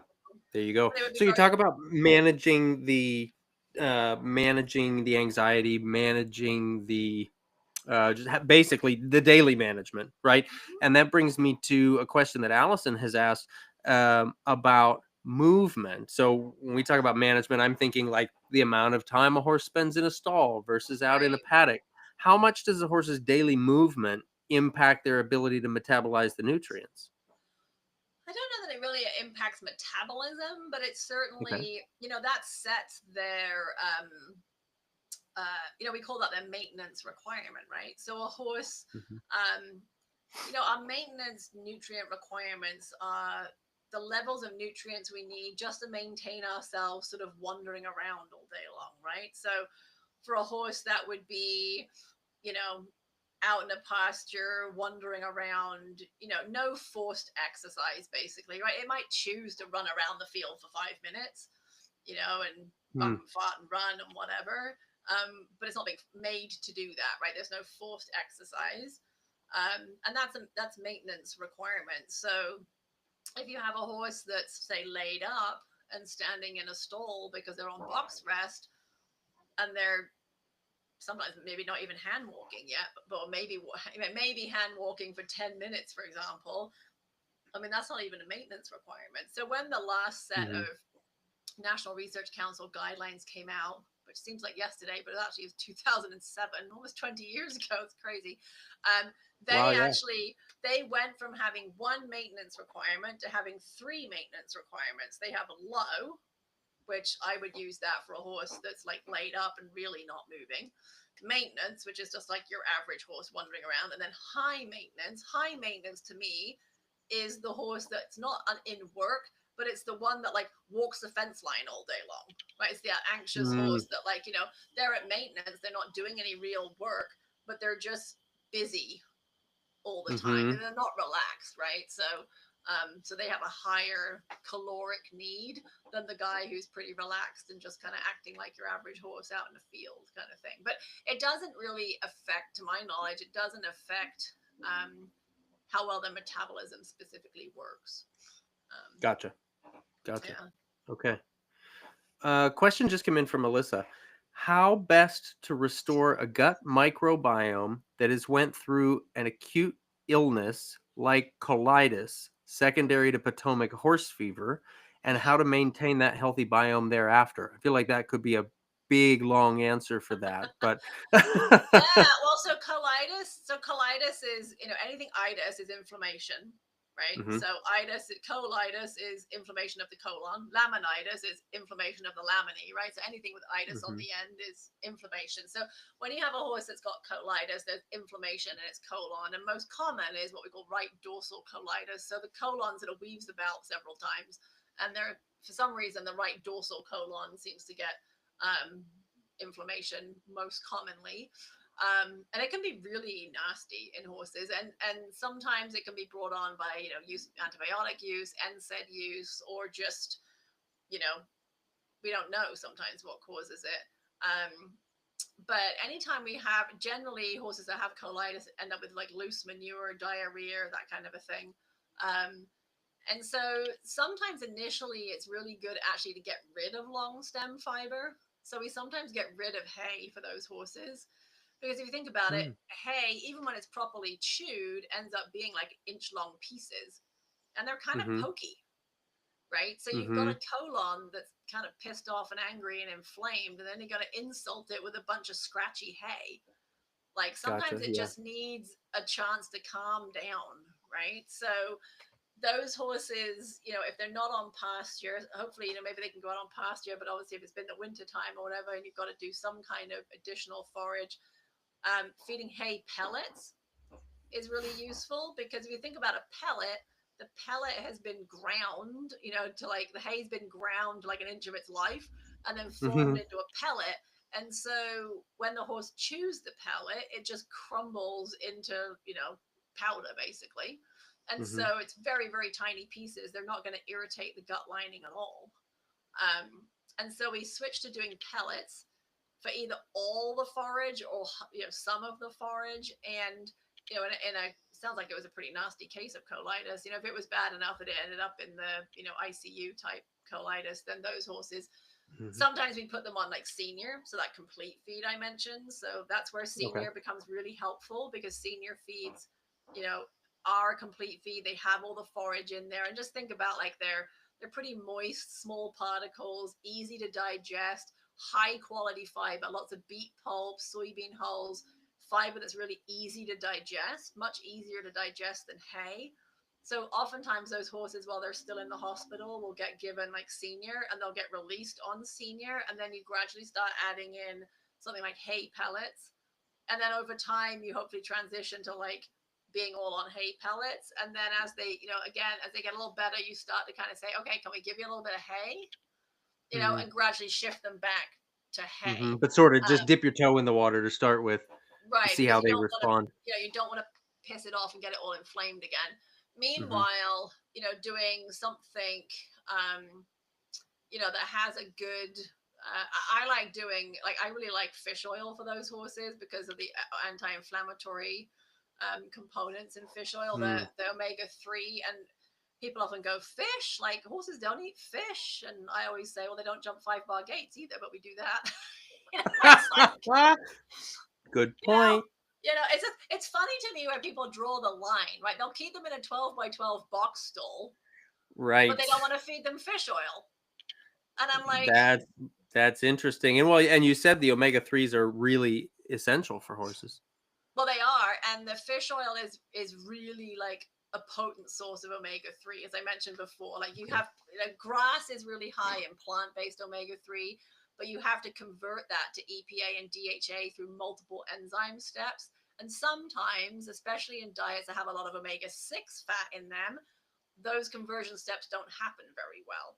So, you know, Mm.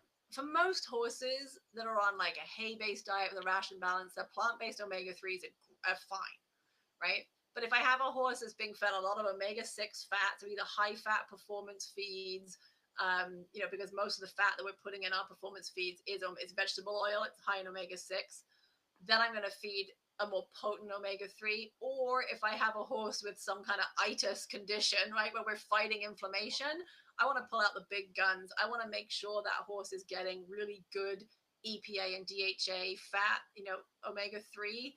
I want to cut out the need for all those conversion steps. I'm going to get rid of all those conversion steps. I'm just going to give you the EPA and DHA, because then I know you don't have to make it. I'm giving it to you.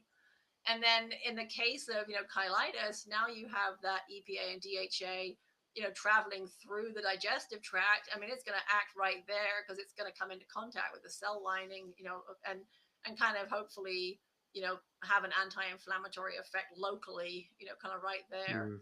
Um, but yeah, I do like. I've had good luck with kind of fish oil for some of those colitis horses. And then, yeah, just trying to really stabilize a really good, you know, probiotics are tricky. So probiotics are live bacteria. To be a probiotic, you have to get the bacteria have to be alive in the hindgut. And that's tricky Okay. because if you think about the stomach's super acidic. One of the jobs of the stomach is to kill pathogenic bacteria that the horse has consumed. Hmm. So So how do much is your going to get there? right. So how is your probiotic supposed to get to the hindgut and still be alive? How's it Hmm. going to get through the stomach? So there are some companies that claim that they have like encapsulated, you know, Hmm. probiotics and what have you. I mean, they say that, and there's not always a lot of science necessarily to back them up. Some of them I believe more than others, just based on the company or whatever. But um, if they're dead on arrival, then they act as a prebiotic, right? So prebiotics are the foods that bacteria really like to consume. Like they can eat them really easily, and they really help replenish, feed the good bacteria that already exist in the hindgut. So I'm Gotcha. more of a prebiotic fan than I am a probiotic fan. And those are things like, you'll see, I mean, people might see it even in the dog food, things like chicory root. And Hmm. you'll see like sometimes the labels MOS, which stands for mannan-oligosaccharides. That's like a complex carbohydrate that's a good food for bacteria.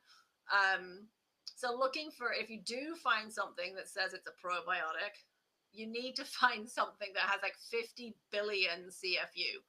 So most of the time you'll look at them and they say, 30 million. And I'm like, that's cute. That's not going to do anything. you know, Okay. So but again, it's the size of the unit, right? It's yes, the unit of yeah. measurement. Yeah, Yeah, right. University of Guelph did some really interesting research, and basically, they showed that really to be effective, you need probably around 50 billion colony forming units, is what CFU stands for, every day, Okay. to be effective. So again, looking for that live Saccharomyces cerevisiae yeast, looking, there is a spore forming bacteria that will survive the stomach. It's called Bacillus subtilis, Okay. and it's really interesting. It's kind of cool, actually, and would be very useful in a colitis case, because what Bacillus subtilis does is it secretes a protein which basically kills pathogenic bacteria. It lyses them and breaks them apart. So we all have E. coli and salmonella in our digestive tracts, and horses have things like Rhodococcus equi and all these other like nasty bugs. They're just in there at a level where they don't do anything because there's so many good bacteria. The bad bacteria can't really take over. But in a Hmm. situation like this, if your digestive tract gets disrupted, then those pathogenic bacteria can be kind of like, oh, goody, like, the good guys are kind of out to lunch. We're going to take over. And so something like Bacillus subtilis is going to come along and kind of kill this protein that it secretes, will like break those apart. And it means that the E. coli and stuff can't bind to the gut lining, because if E. coli and salmonella and Rhodococcus equi, if they bind to your gut lining, you get an immune response, because your body's like, oh shit, like that's not good, right? It's gonna try and kill me. And so you end up with Gotcha. inflammation and what have you. So again, like, so that's another. You'll see that in some feeds that are out there. If you look at the feed label, you're looking for Bacillus subtilis on the ingredient list. That's so you'll see it in some supplements, mostly in feeds. Um, but yeah, that's and that approach can work for fecal water syndrome. You don't have to have full on colitis. I mean, I deal with a ton of horses Mm. with fecal water, which is where they manure properly, but then they'll like squirt water afterwards or beforehand. And you get these horses, and they're Mhm. always white paints with pink skin. Like, and I don't know what it is, they always live in like Nebraska. And so I have these poor clients who are like, it's January and they're like, I can't be washing my horse's back end anymore. Like my, give Yeah. myself frostbite or, whatever. And it's really irritating to the horse's skin to have like liquid manure running down their, hind ends. And Mhm. um, so the same approach for those stubborn cases of that, like switching to some hay pellets instead of hay, can be really helpful. So that's just taking the burden off of the hind gut can sometimes, and quit switching your hay so quickly if you can. I know that Mm. Yeah. you don't always have that. If you're boarding, you don't have any control sometimes, but Mhm. it can really throw some horses for a loop. That makes a lot of sense. Yeah. So you mentioned the probiotic and the Mm-hmm. prebiotic. Something that I've been seeing as coming up common now, or more common recently, is the postbiotic. Yep. What's that? So postbiotic is where they culture something like, for example, often like it is the Saccharomyces cerevisiae yeast, and they'll culture it, and then they'll like kind of like blow it up, for want of a better, and it's a postbiotic is all the stuff that's inside that. So it's all the, you know, Hmm. compounds that are inside the yeast that actually have, really quite beneficial properties to them. It's some really interesting research on the effect of those kind of the contents of the postbiotic, Saccharomyces cerevisiae postbiotic. For example, there was some research done looking at joints. So horses were given the postbiotic or not given the postbiotic, and then they were put through an exercise test, and then they looked at joint fluid, and they found that there were lower inflammatory markers in the horses that got the postbiotic in their joint fluid. I mean, it's like mind blowing. Wow. But to me, it makes sense because your digestive tract is the largest part of your immune system, and if you have Mm. inflammation in the inflammation you have in your gut doesn't just stay in your gut. Sure. You're releasing immune, inflammatory compounds into your bloodstream. They're going everywhere, and we're learning in human nutrition, right? It used to be all about don't eat bad fats. That's what's going to give you a heart attack. And now we know Hmm. actually it's really got nothing to do with the fat. It's Hmm. if you're, if you have systemic inflammation, you're more likely to have a heart attack, right? It's like, Yeah, right. we see that in people now. I think people can appreciate that inflammation is what we're all, worried about now, whether it's arthritis, there's another itis, Hmm. or, you know, vascular issues or whatever. It's inflammation. And so if you have inflammation in your gut, that's going to have a cascade effect through your body. So, your joints are directly tied. And you hear this from people, who have struggled with, joint health themselves, right? They'll change their diets Hmm. and their joints don't hurt as much. I mean, I hear that all the time, Yeah, right? People give up eating sugar and they say their joints don't hurt as much. exact. I think that's one of the most common that you hear of. Yeah, Yeah. exactly. Exactly. Yeah, And it's, my guess is, I'm assuming that's it's an inflammatory thing. right.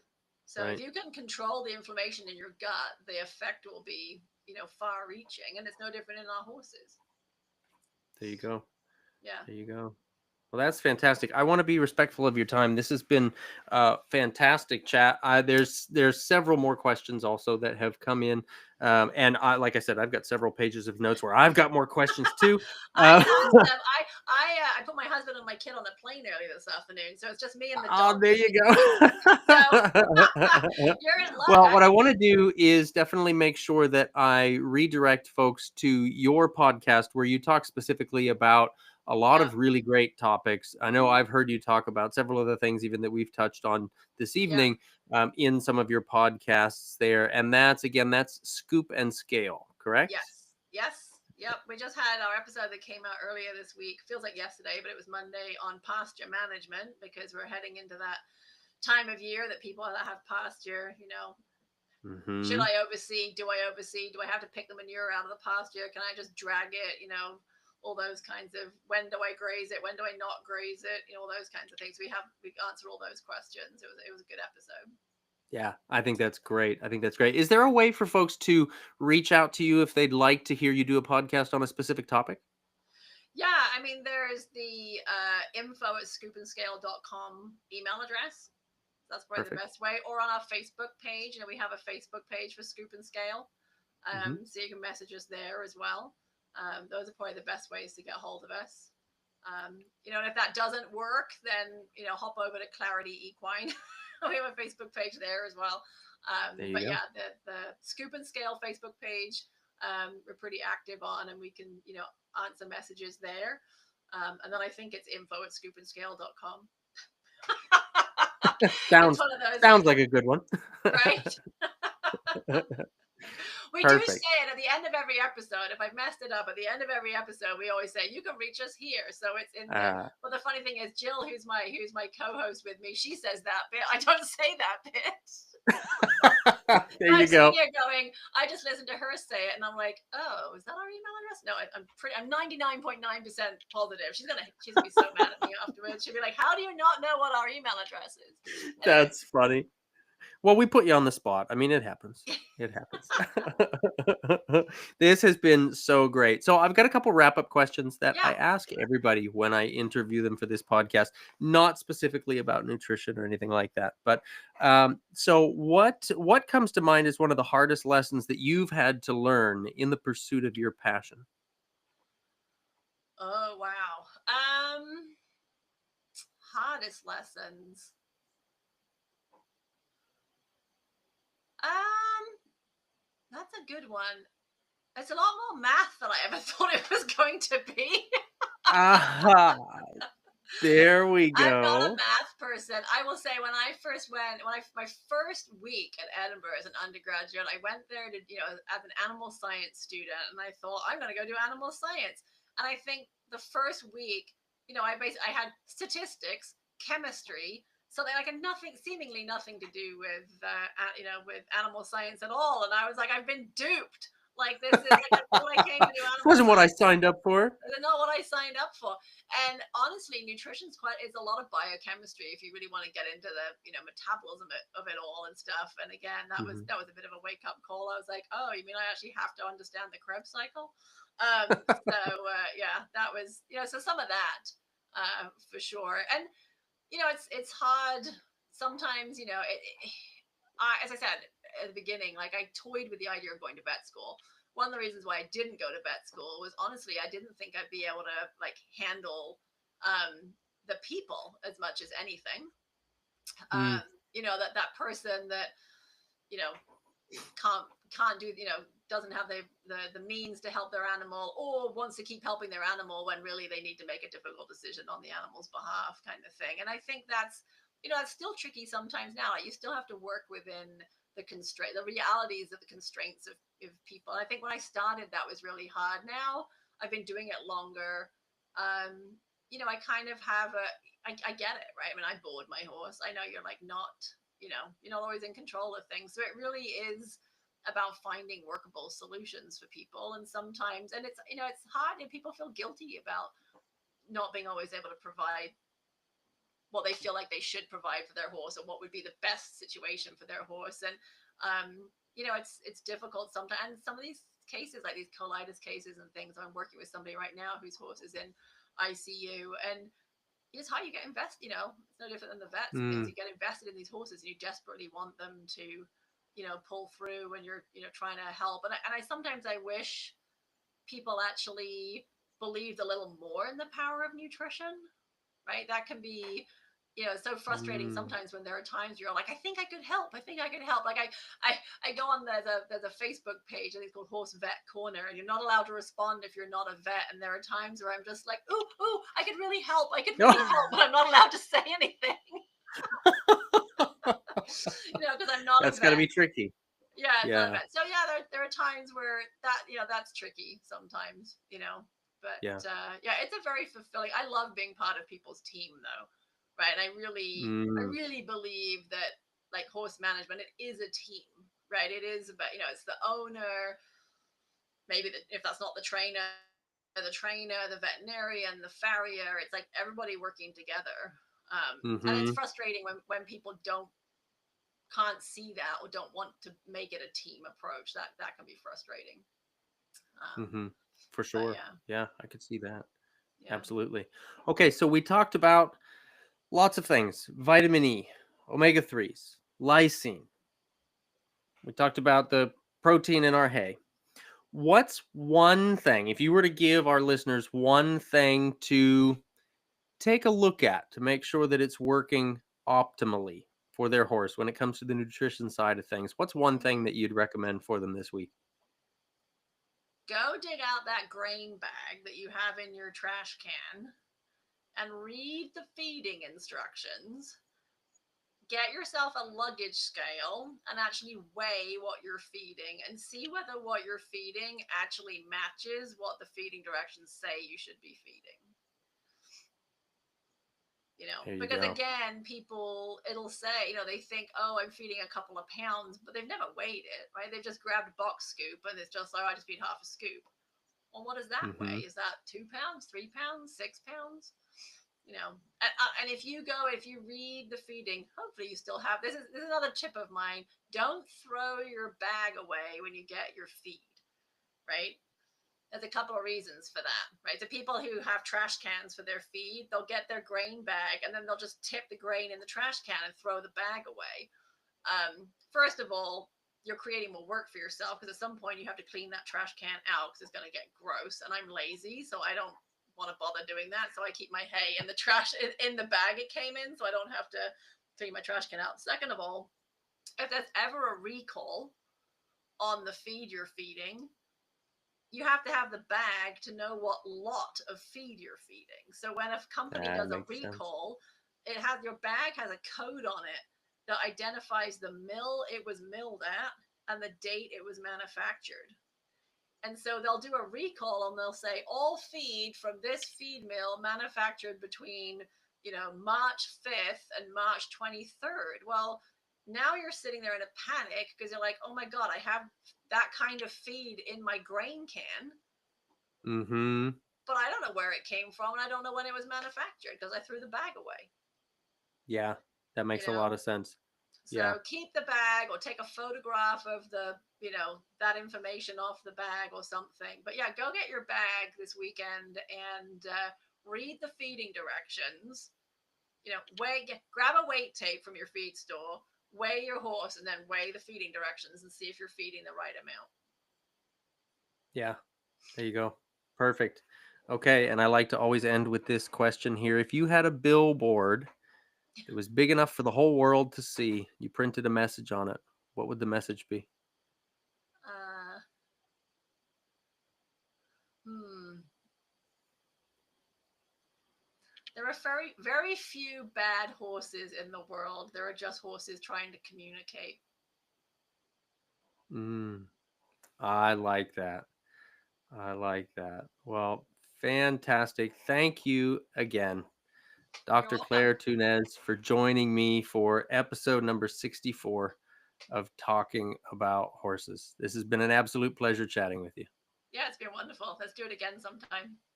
Yes, let's. I've got so many questions. We might have to do it a few times. That's fine by me. That's perfect. Good. Great. Well, thank you all for listening. Thank you, Dr. Claire, for joining me. This has been a fascinating chat, and I look very much forward to another one of these in the future. Yeah, have a great evening, everyone. Thanks so much, guys.